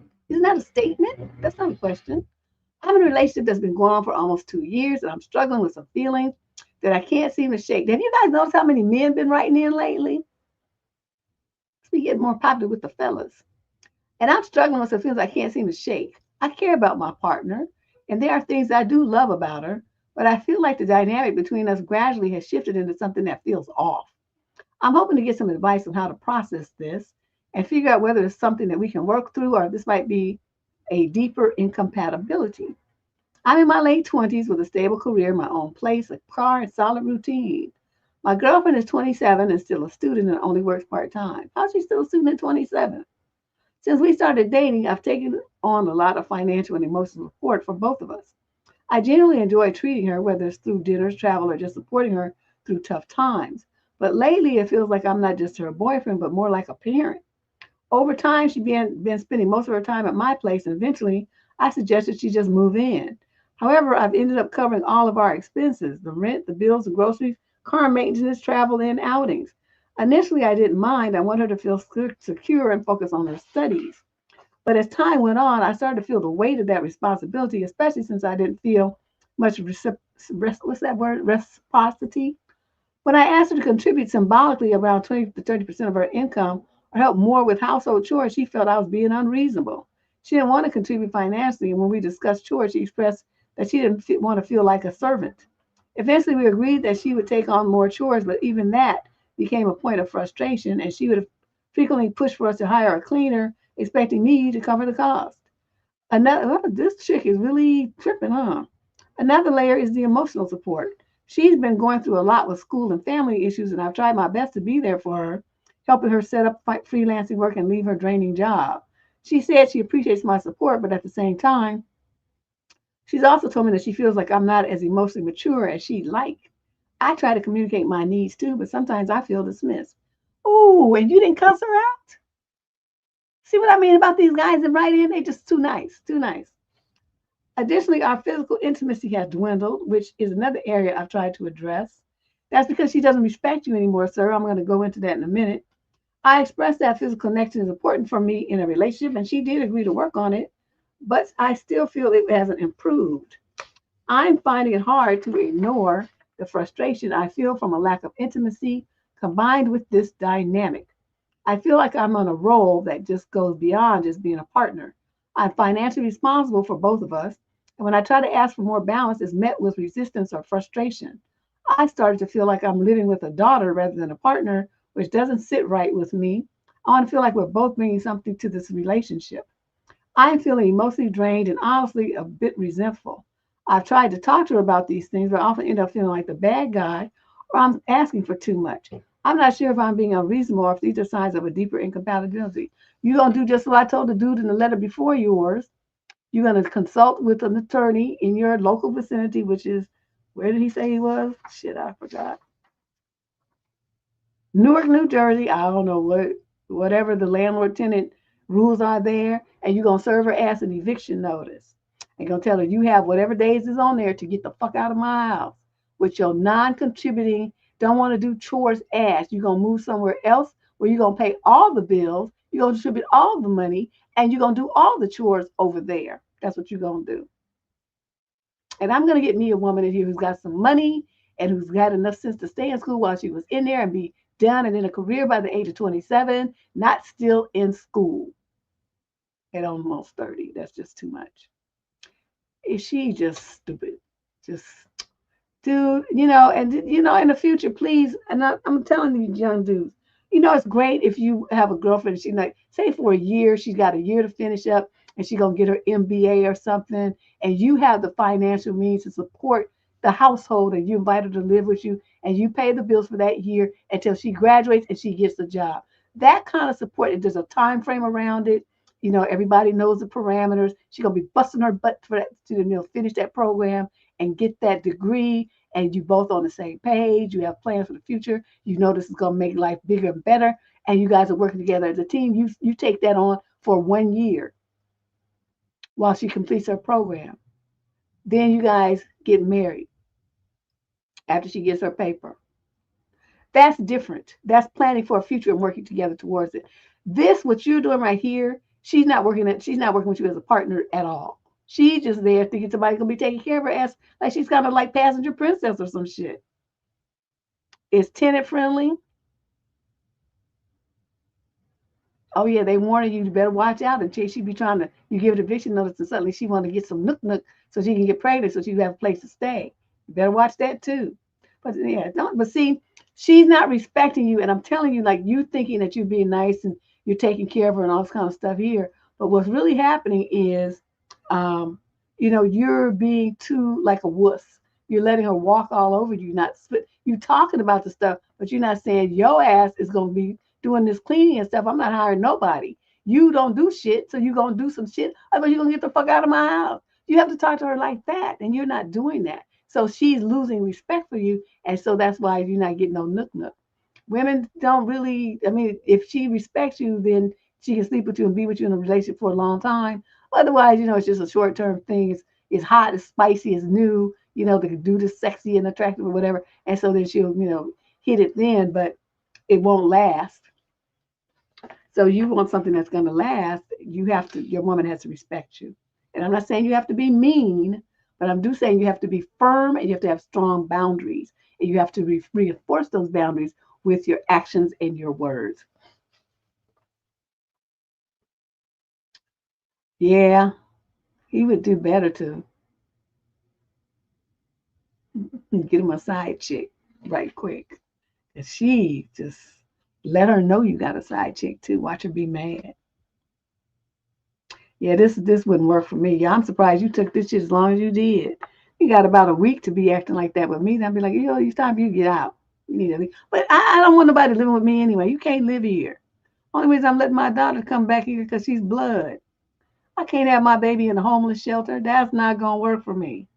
Or trying to figure out we going from pillar to post, sleeping on couches and stuff like that. There's no reason for that. I mean, it's not gonna be ideal when she's up in here, but because like I tell you, this I repurposed your room and it's gonna stay that purpose. You're gonna have to work with it till you get back out. But I just if something happened to her, I just wouldn't that would mess me up forever. So like better for her to be here. I'll eat it for a few months, but absolutely I'm like don't be looking at this as no long-term solution. You need to be on your own. I want to live by myself. I've done all my momming. So question number 17. This is a female in the 18 to 21 age group. She's Asian from Los Angeles. The male is 18 to 21 and he's Caucasian. Summary of the issue. My boyfriend asked if I would get plastic surgery on my jaw. Okay. What is this with these white dudes and these Asian girls and just clowning them like this? This is like the 10th letter we've got like this. I think we're over. What do you think? My boyfriend asked last night if I would ever consider jawline surgery for my, quote, Asian jawline. What the fuck does that even mean? I'm honestly disgusted. I am 19 and I've been with him. He's 21 and we've been together a year. And there have never been red flags like this before. I now don't know if this is like some dark side of him he hid from me or just a really clumsy slip of the tongue. Either way, I'm having trouble calming down and my friends are being zero help. How can I ask him questions to find out what he really meant? How can I move on or look at this with a silver lining? Why would he ever say this? Because, okay, how can I ask him questions to find out what he really meant? Why do you care what he really meant? You go by what he said. He wants you to get plastic surgery for your Asian jawline. I don't even understand what the fuck that means. But the fact that he's presenting that you go and spend thousands and thousands of dollars to have your face reconstructed to match some fantasy fucked up situation that he has in his little pea brain is enough of an insult that I would still be cussing him out. Then you ask, how can I move on or look at this with a silver lining? There's no silver lining here. You're dating an idiot with some kind of racist undertones to it, who thinks that he has the right to tell you how to change your body to look the way he wants you to look. I would have clocked him upside the head with something to say, do we get plastic surgery? I'm going to get it as an option, but you're going to need it because to fix your misshapen ass head after I finish pounding it on the side. And then why would he ever say this? Well, why would he say this? Because he's an ignorant fool. So this is what you got to do. When people show you who they are, young lady, when they show you who you need to believe it and listen. It may have taken them a year to show it because, it usually takes men about 6-7 months for their representative to go away. So he got an extra 5 months. But you see it now. Chuck his ass into the nearest garbage bin and move the fuck on. Okay? No man should ever talk to you like that. You should never allow a man to talk to you like that. I don't give a fuck. I'm so pissed right now. You don't, especially to bring your ethnicity into the conversation. That's what I'm saying. He would have got cussed. That would be the equivalent of telling a black woman, well, you need to get surgery on your nose to fix your black nose. Can you imagine how many y'all would hear me cussing for miles? Some white dude said some shit like that to me.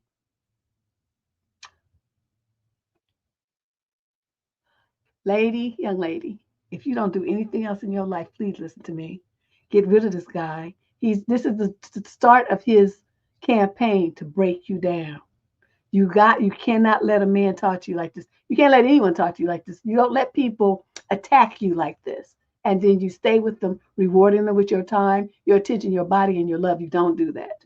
A man disrespects you, he just disrespects your ethnicity, he disrespects your racial characteristics, putting him down, saying you need to get surgery to fix it. You dump him. Okay, that's the only surgery you need. Cut him loose. Well, yes, I would say that. You know that. But you can't say that to me, though. But yeah. Because, when they get started with this kind of, you right. See, Anna knows me. I'll be like, oh, is that what we're doing? And then I would start from his head to his toe. I would have to read him. Yeah, he's a horrible person. I didn't think it was possible for me to meet somebody who was worse than me, but I think I just did. Question number 18. This is a male in the 22 to 27 age group from Burlingame, California. The female is the same age group, 22 to 27. Summary issue. My girlfriend wants to bring things up late at night. Any tips on staying awake during sleep conversations? Okay, this is that NLP stuff. Third issue. Oh, I already read that. I'm sorry. As a base, my girlfriend and I are both 23. We don't talk much during the day since we're busy, but the time we have is usually only at night. But oftentimes we both start getting tired.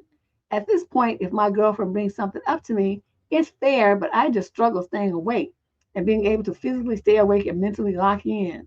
I know this is an important issue for her, and I would like her to feel supported, but she feels that my sleep is more important than her feelings. It definitely is.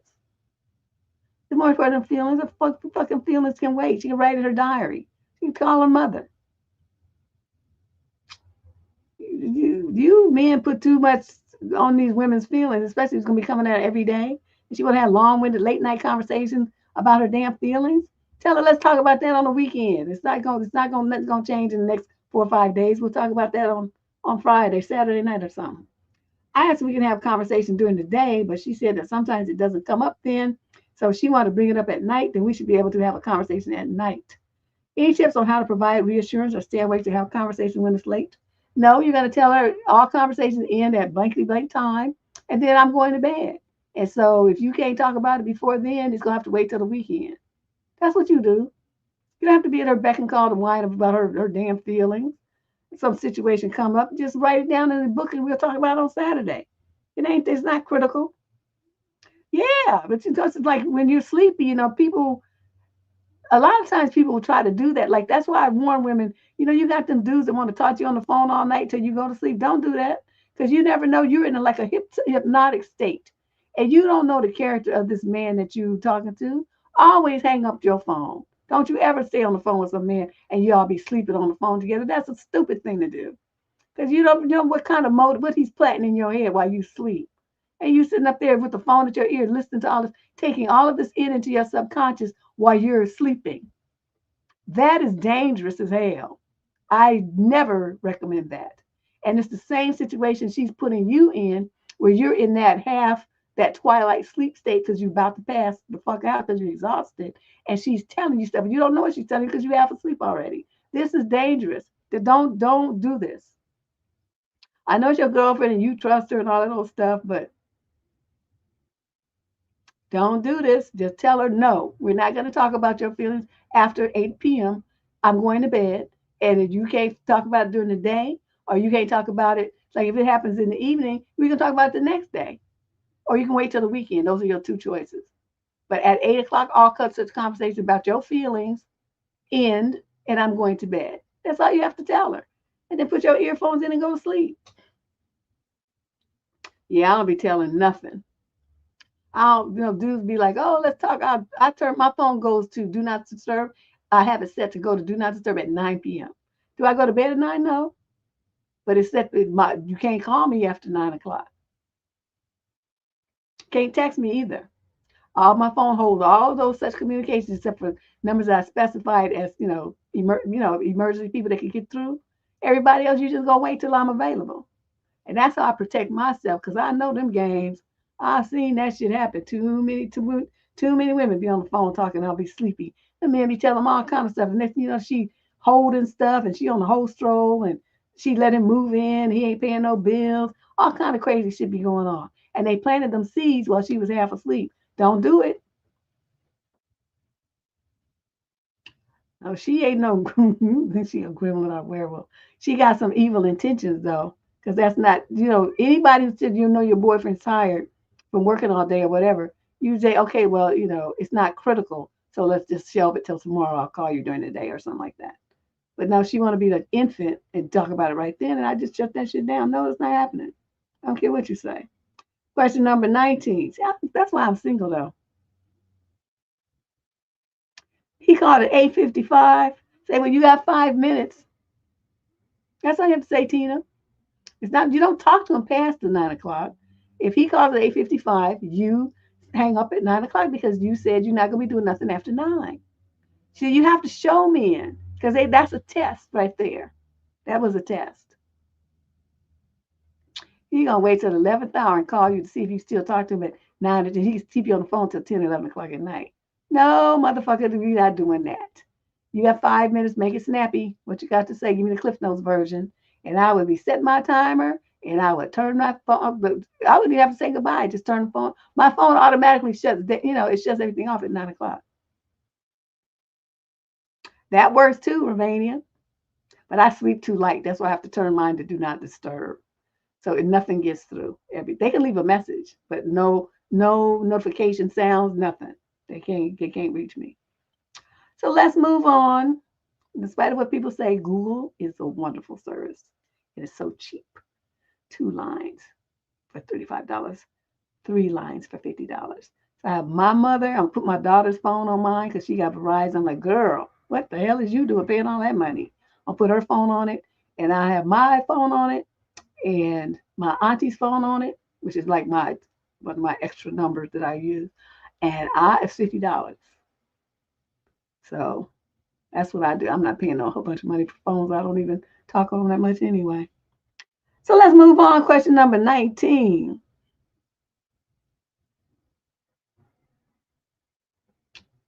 Yeah, I'm not talking to nobody. Question 19 is a male, 28 to 34. He's black from a Virgo from Orlando, Florida. Summary of issue. I need to know how to ask about body count. Oh my God. No, he's not asking me this question. Controversial topic here. What is the most polite and non-argument provoking way of asking a woman her body count? I have been burned in the past by a woman who was well into their triple digits. Okay, I'm going to ask you this. You ask somebody how many people you slept with, and they say 5. How are you going to know if that's the truth or not?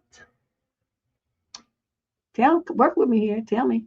How you gonna know that the number that she's telling you is a factual number, whether it's low or high or somewhere in between? How are you going to verify that? That's why I'm telling you you're an idiot to even ask, because there's no way in the world anybody with any sense would A, give you an answer to that question, or B, tell you the truth. Number one is it's not your business. What you need to know is, are they healthy? Now, go get your test done, and that's what you worry about.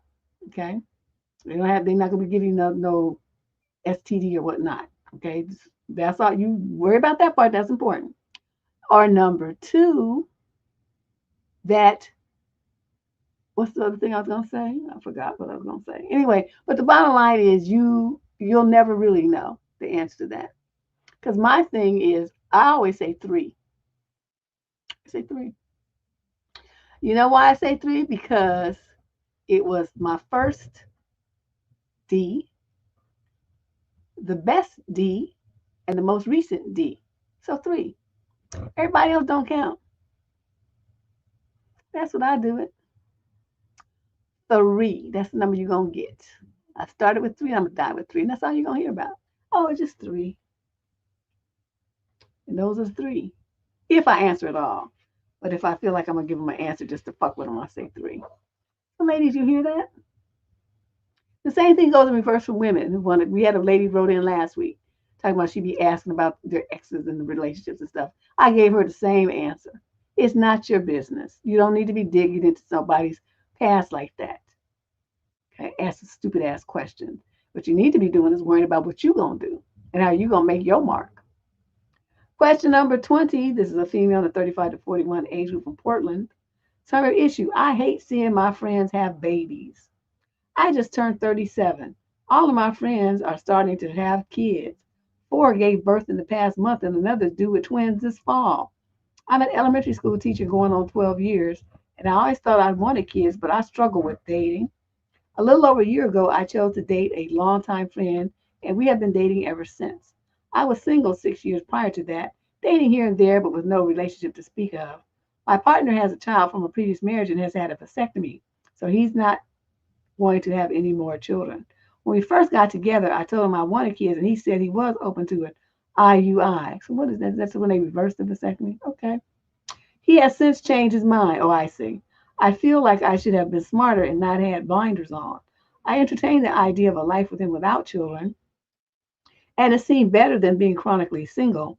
We have a lot in common. We have mutual friends. He's handsome, respectful, and makes me laugh due to his quirky mannerisms. I understand why my partner doesn't want more children. His last child was unplanned, and he was still a child himself when it happened. His marriage and child have financially ruined him. He worked 2 jobs into his early 30s. I don't need to change him. Yet, here I am choosing not to leave him and bemoaning the fact that I might never have kids. It's a gut wrenching to imagine a childless future because I really don't know what that would look like. It's just existentially terrifying empty space. I think I'm worried that at 37 it's too late for me. I'm worried I won't find anyone else. To add to the complication, I'm burnt out at my job and cannot imagine teaching and being a mom at the same time.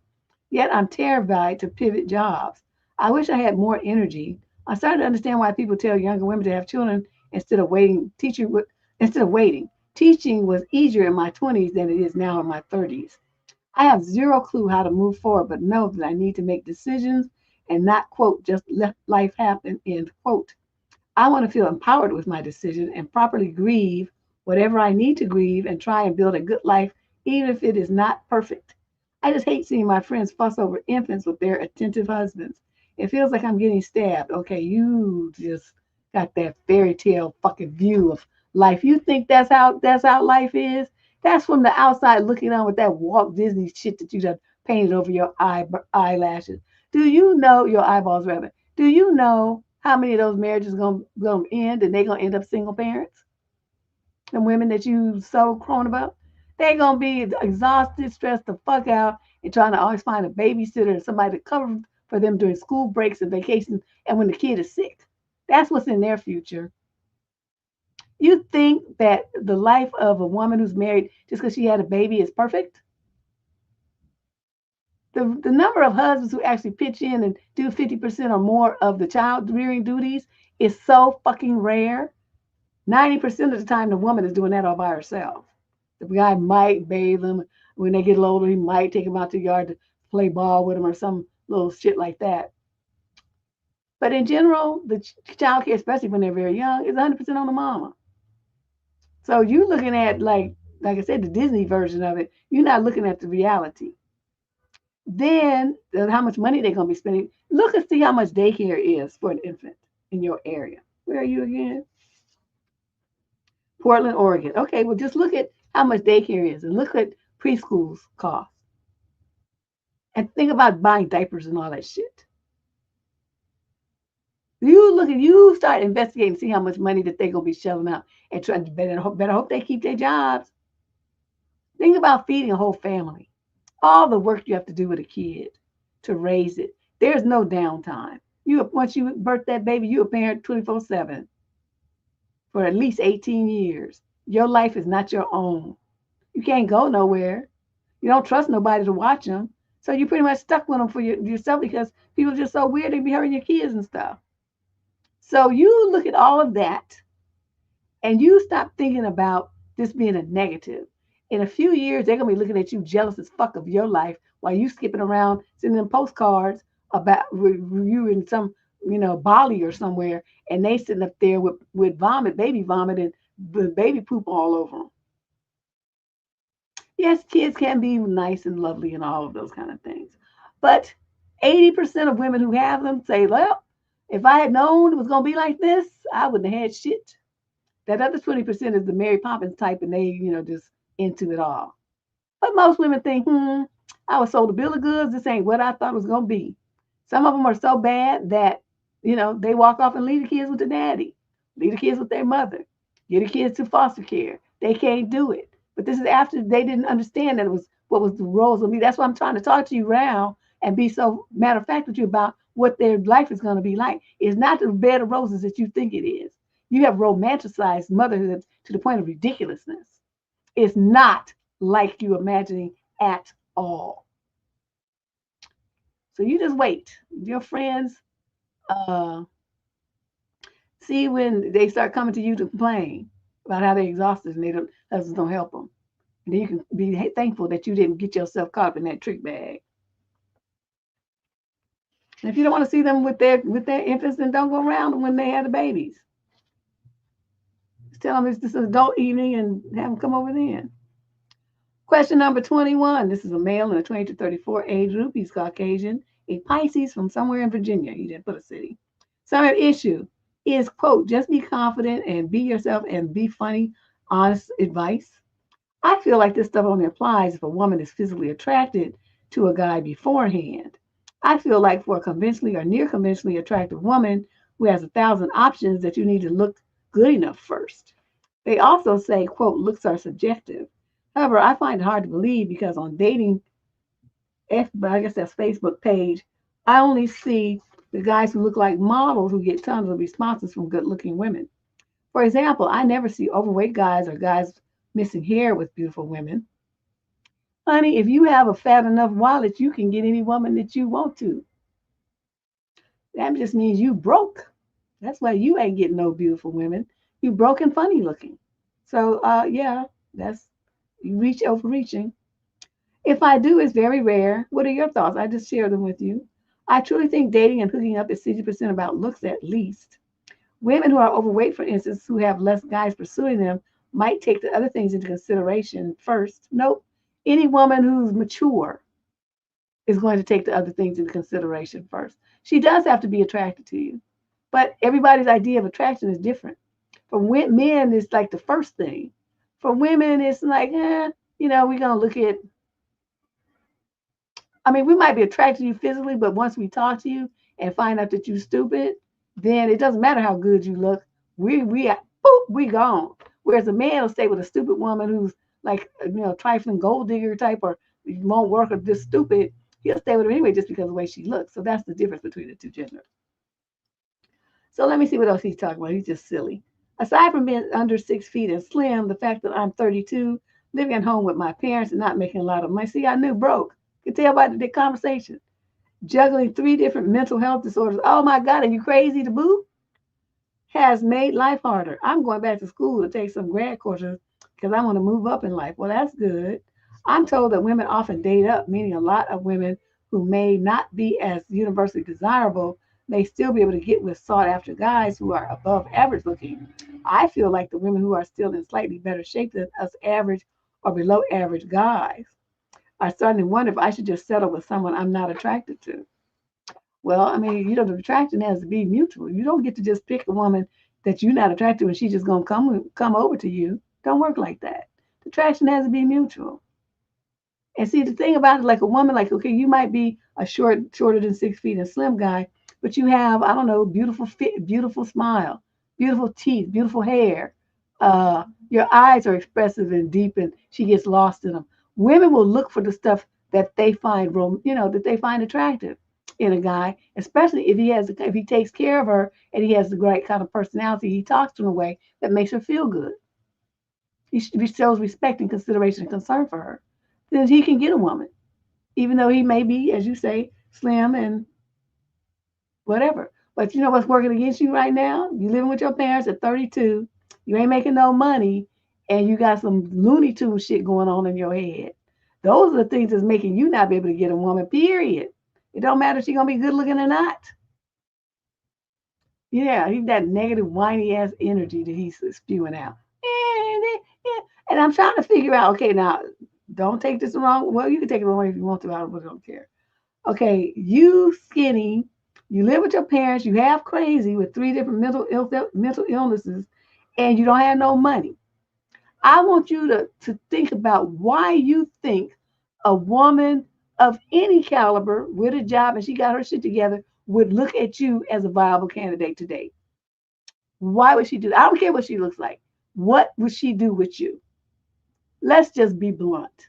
Okay. You don't have shit to offer. You ain't about shit. And you probably don't, I mean, you don't can't offer her nothing.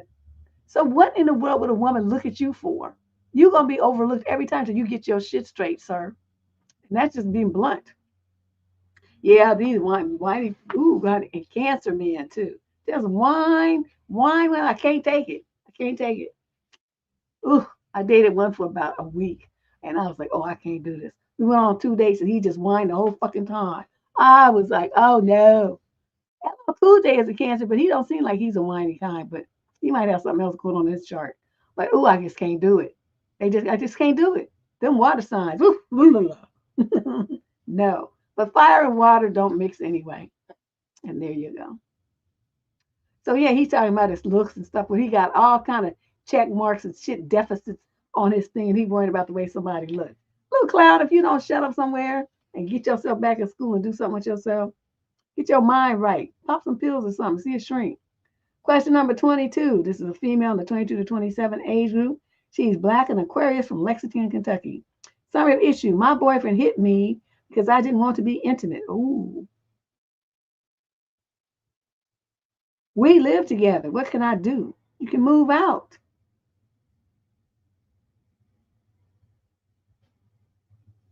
You don't have no place to go? Parents' house? A friend's house? Grandmama's house? Auntie's house? Somewhere. I'm 25. I've been struggling with mental health for years. Okay, what is this? With all these young people just wacky in the mind. But I have depression. I lost my job a while ago. My family hates me. I feel horrible. My boyfriend is 27. He wants to have a baby, and I don't want to. I just can't right now. No, anybody who's having mental health struggles does not need a child. That's just going to exacerbate the situation, send you right onto the funny farm. He went out for drinks and came back drunk. I was on the couch and fell asleep after watching a movie. He tried to wake me up for some nook. Then he pulled my hair and I fell off the couch. He pulled my hair again and I asked him to stop. And he said, I'm in his house and live on his money. And then he punched me in my head. I don't know what happened after. I think we were intimate, but I think I was half conscious. Okay.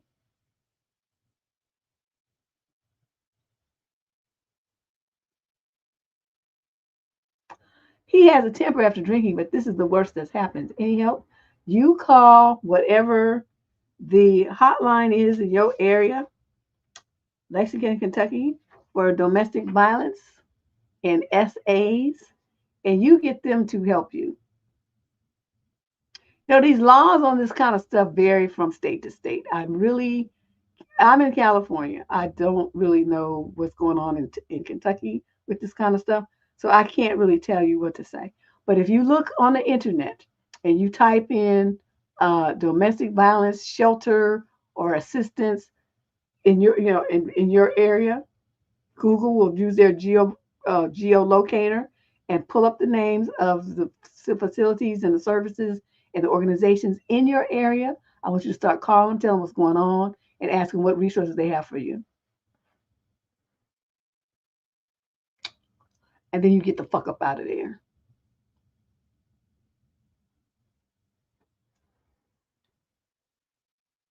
So you're thinking, he's punching you in your head and pulling you around, dragging you by your hair. The next thing, it could be something worse. They start using blunt objects and things of that nature.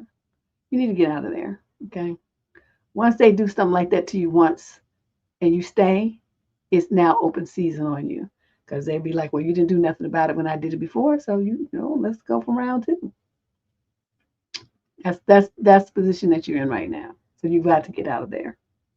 Question number 23. This is a female in the 28 to 34 age group from Fort Wayne, Indiana. Summary of issue. I have a question about men who are over 30. Men older than that especially. Why do y'all feel the need to talk about your flings, your sexual encounters, weird topics like that for a first date? Or you go up to a woman in a bar. Why do you men start pointing out, quote, women who supposedly want them? When this happens, I will try a total of 2 times to redirect the conversation. When it doesn't work, I simply let my date know why I'm leaving. and why she never contact me again, and maybe have better conversations for the next date he goes on with someone else. Well, you use a lot of words. I wouldn't be wasting my time trying to teach no grown man nothing. I'm just curious. I know it's an ego thing, but it's a huge turnoff. I'm not jealous, but I do expect respect at the very least. And she put some bullet points of some of the stuff. I guess these are some of the things they've said to her. To her, my buddy's wife wants me, and I don't know how to tell her no. Liar. I turned down that chick over there, and she's been staring at me the whole time. Liar. Oh, okay. Well, we're gonna have fun with this. I'm gonna tell you how I would have handled it. We should go to this other bar to make the bartender mad. And these are just examples of what I'm talking about. But what is the point of all of this? I'm genuinely curious. Any thoughts? Well, in their simple little pea brains, it's supposed to make you think, wow, he has all these women after him. I guess I better snatch him up while I have a chance, because otherwise, I might miss out. That's the ultimate goal. That's the approach. That's why they're telling you those things. That's what they're hoping that you're going to do. Is that ever going to happen? Has that ever happened in the history of the United States? Probably once or twice. But that, men spread the story of how this worked for this one guy, and then they all going to try the same thing because they think it's going to work for them too. And I suppose if a woman is stupid and don't know the game, she would fall for that. And that's what they're hoping, that because you're young and they're older than you, that you're stupid. Yeah, because you're only 22, 27. Oh, no, wait, that's the wrong letter. Oh, you're the 28 to 34. But that's still, depending on where you are on that spectrum, you can still be in your 20s. But let's have some fun with this. Okay, so they start women who supposedly want them. It's like, well, let me suggest that you head over there and go over there and get her, because nobody here is interested in you. Barking up the wrong tree, sir. Home skillet. You need to go over there. Okay. And just, you say you want to redirect the conversation. No, you don't redirect the conversation. You redirect his feet to go over there. So then you want to lecture him. I wouldn't waste my breath. Okay, so then here's the dude saying, my buddy's wife wants me, and I don't know how to tell her no. Why would you tell me that? Do you think I really give a shit about your buddy and his wife? His trifling wife? And your nasty ass? That things just find it so exciting you're gonna come to complete strangers about that shit? That's what he would get from me. Along with my blank stare like, God, you're dumb. Then I would say, I turned down that chick over there and she's been staring at me the whole time. I'd be like, which one? Her with the red dress. You know what I do? I jump off that bar stool and march over to her and say, hey, do you want him? He said that you've been staring at him and that you want him. And drag her ass back to the table and say, okay, come with me so we can tell him to his face that you don't want him. And I would say, okay, tell him. And then he would get clowned right there and say, she don't want you. Why are you coming up to me telling me fantabulous lies, trying to make yourself look better? Do you know how juvenile you sound right now? Get away from me. I do stuff like that. I love to humiliate men. When they play stupid games like this, they win the stupid prize. And my trophy of stupidity is big. So here's the other one. We should go to this other bar to make the bartender mad. First of all, ain't nobody trying to go nowhere with your stupid ass. And secondly, who gives a shit if the bartender's mad? That's so silly to even think that that's a motive for me to go somewhere with you. Get out of here. So, I wish you had given some more examples, because then I'll be able to show you some ways to clown people. But that's the mindset you have to put your mind in when you deal with men like that. How am I going to hurt his feelings? Because he's trying to play games with my mind. Don't try to be polite. You think about, how am I going to fuck him up? What am I going to say to him that's going to make his ego crumble into a million pieces, and that toupee he has on his head fly the fuck off? What am I going to do? I'm going to blow his hair back so fast, so hard. Oh yes. Well, just think about. I mean, it's these kind of things come to you, but you have to have yourself in that mindset. She's got the mindset where she wants to try to educate them and tell them what they did wrong and all this kind of stuff like that. I don't do any of that. You're a grown man. You older than me. You know what you're doing and you know why you're doing it. So let me just clown you into oblivion for doing that. So this is your booby prize. You get ready to get it. So think, you have to think like that. How can I clown him and hurt his feelings? And then you just let stuff come out your mouth. But yeah, I would march across that room so far, get that girl and be like, girl, let me tell you what this motherfucker's been saying. So I said, you want to come over here with me so we can both clown together? And you know, most women are gonna be like, oh yes, let's do that. And then we go do that. So anyway, let's move on to question number 24 for these old farts. Thinking somebody want them and trying to play up their desirability. Like, don't nobody know that game. You know, everybody wanted your fucking ass, you wouldn't be up in a bar trying to pick up somebody half your age. Fuck out of here. Female, 22 to 27 from Lakewood, New Jersey. Male, 22 to 27. Summary of issue. Creepy coworker desperately trying to initiate something with me. I need to know how to handle it. Every shift I come back exhausted from this one guy who can't stop latching onto me with clues about how he's single and wants a relationship and tries to initiate dating. Let's call him Mr. Single. He's 23 and I'm 27. Oh, he's younger than you? I'm in a it's complicated type of relationship. That's what I say, at least when I'm asked. It's very vague, I know. Actually, I have a long distance relationship with somebody, but I don't really want to announce it to anybody at work because they are so nosy. Because then they'll ask for pictures, they want to know his name and all this old stuff here. Hmm. Okay. Wait, I skipped something. Wait. I don't have to let them know about my guy at work. It's none of their business, especially Mr. Single, who pretty much bothers me and won't let me work at this point because every second of the day he tries to sell himself to me as a catch. Everything I say I like or dislike, when he asks me about it and I politely answer, he makes mental gymnastics to have something in common. Well, stop fucking doing that. You women kill me with this polite shit. You digging your own grave and giving him ammunition to use against you. You writing this letter about the dude and you steady giving him more information to use against you. Do you know how stupid you sound? Like you just want to be a victim. You shut your damn mouth. You don't be telling him shit. He asks you questions, you say that's none of your business. Or you use Deb's favorite line, why would you need to know that?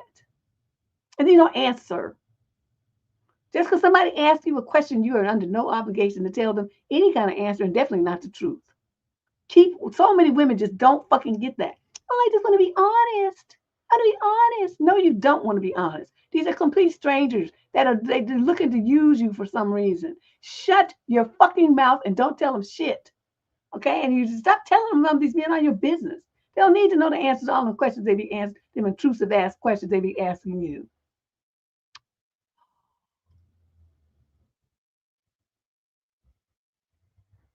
Oh my God. He makes millions, boarding on the thin lines of desperation, ambition, and creepiness, and you boarding on the line of stupid from telling him.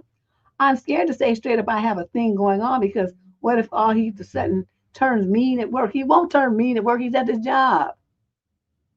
You get fired for that shit. He has such a cold and creepy stare, and he also cussed his ex right in front of me and another girl, female coworker. He said some weird things about women too in front of me and the same coworker, and I shut him down politely. Why did you not take that to HR? Do these girls not understand that you can go to HR? Every single week we get these letters in and they, well, I'm doing this. And not one of them ever says they're going to go to HR about it and file a report. Colleges and universities need to start doing a better job about teaching these young girls about the real world. They teach them all the shit in books, but they're not teaching them life skills. So they get out and they go to these jobs, they have no clue how to deal with any of this stuff. I would be happy to go into some universities and teach. They had to pay me a nice little sum, though. I'll go in there and have them all straight real quick. Because this kind of stuff happens way too often for me to think that this is like an isolated incident. This keeps happening. Okay. One time I told him about my ethnicity and the tire shifted was bordering on a fetishism fast rather, of how he can relate to the culture, how he learned the language, how he loves name of ethnicity, and I came back home drained. So what did you tell him that for? See what I mean? You're setting yourself up and giving him ammunition to use against you because you got a big mouth and you dumb. You don't know when to shut the fuck up. He also says to everyone in front of me how he likes older women, how he appreciates an older woman and not little girls and whatnot. So to me, at least he's a red flag. He won't let me do my job as well. He does it all for me, which makes me feel infantilized. And it's also not a good look in front of the supervisors I have. So why do you let him do it then? But if he will find out I have a man, what if he will start sabotaging me? Because I've been polite, nice, and cordial and vague the entire time. And also, what if he would be more nosy instead? So you don't know how to say no or just shut up? Say that's not your business and walk off? You don't know how to do that. How do I subtly indicate that I'm taking without ruining work relations? You don't need to be subtle. Why are you trying so hard not to hurt his feelings? And you just letting him walk all over you. I don't understand your mentality at all. A ring, a fake story, Mr. Single desperately tries to sell himself to get a girlfriend. He gives me the ick, to be honest, because he doesn't let me work, calls me queen. Strong woman. Okay, so now we know he's black just on that alone. Strong woman and icky fake stuff like that. Just very bad vibes. He cusses his ex and has a cold stare that I don't like. I feel violated. My mother advised me to just put on a fancy engagement ring and to call it a day. Any creative advice? He also knew everything about me in one of our conversations, so he basically somewhat stalked me. Another red flag. I need all the help and advice you can offer, Deb. Shut up is my number one thing. He asked you questions. Stop giving him information.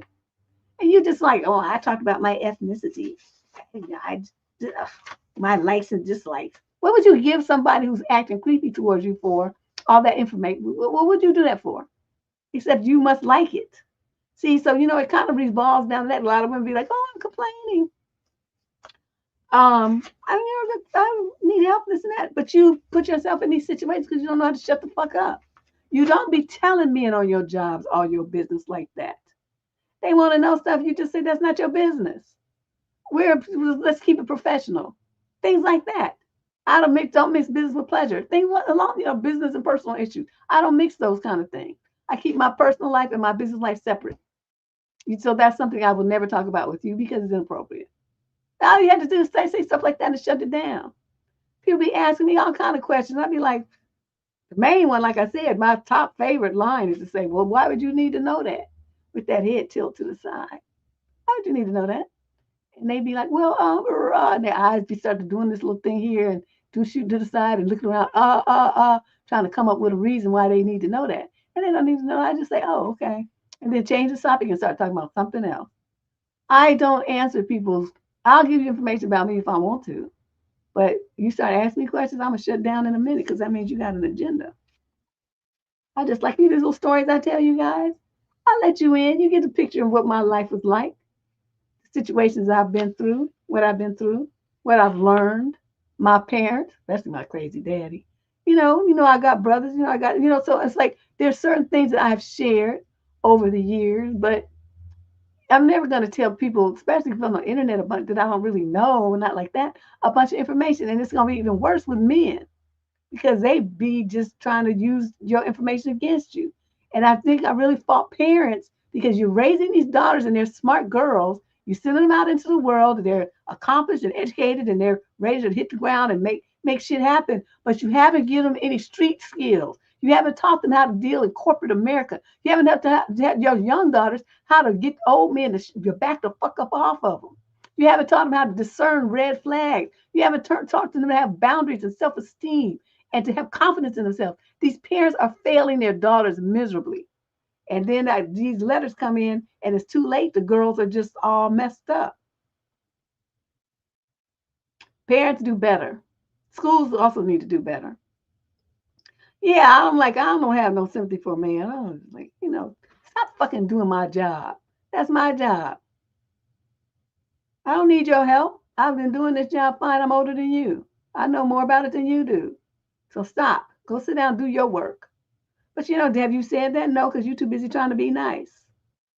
Did you get your supervisor, Bob? I'm having an issue with this worker here because he keeps doing my work. And I know a lot of people probably be happy with that, but I want to feel like I'm contributing to the paycheck that I'm actually getting, doing the actual work that I'm doing. And he's doing, and I think it's just a flirtation kind of thing. He's trying to set himself up so he's like doing things for me. I don't want him to do that. I want him to stop, and I want you to talk to him and make him stop. Sliver, I just saw what she said. Yes, Ravania, queen. Oh, Lord, poor thing. You just really need to get your shit together. And our final question of the day. So I wish I had some wine. I didn't get any.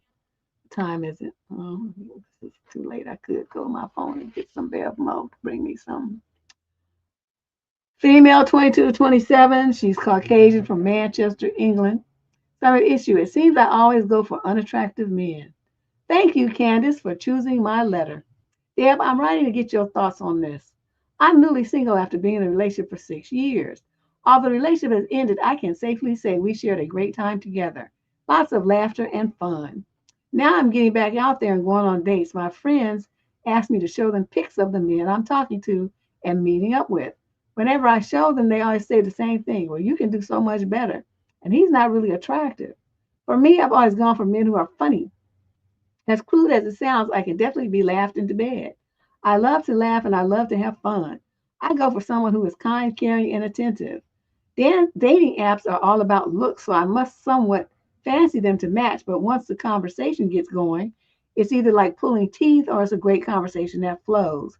If it flows and we get to know each other a bit, and then they ask to take me out, I absolutely do not say no. However, my friends are now lecturing me on how I'm beautiful and not seeing my worth and can do much better. I'm always settling and so on. Even my ex, they tell me I could have done better. For me, it's not solely about looks. Obviously, I have to fancy someone in order to have that attraction. But if I do and they tick all the other boxes, then for me, I'm happy. I wouldn't say this is settling at all. Am I wrong to feel annoyed at my friends for to keep telling me that I can do better? It does make me feel really embarrassed when they constantly say this.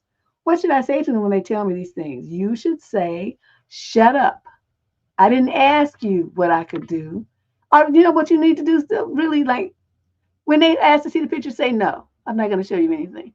I'm not going to tell you anything either because of the fact that each one of you are so superficial and shallow. All you can see about the man is what he looks like.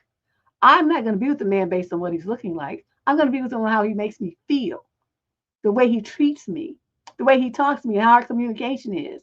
You guys stop at level 1. I'm at level 10. So there's no reason for me to show you what the men I'm dating look like anymore. We're not going to do that. And then shut that shit down.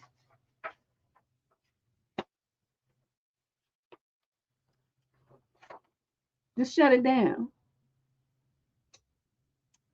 Because they've already shown you their colors. They're very shallow, very superficial. And there's no reason for you, sitting up there judging you like that and condemning your choices. It's disrespecting you. I mean, if you get into it and you feel like having that conversation, you could tell them that. It's like each one of you is disrespecting my choices. Like I'm so stupid, I don't know how to pick a guy who's good for me.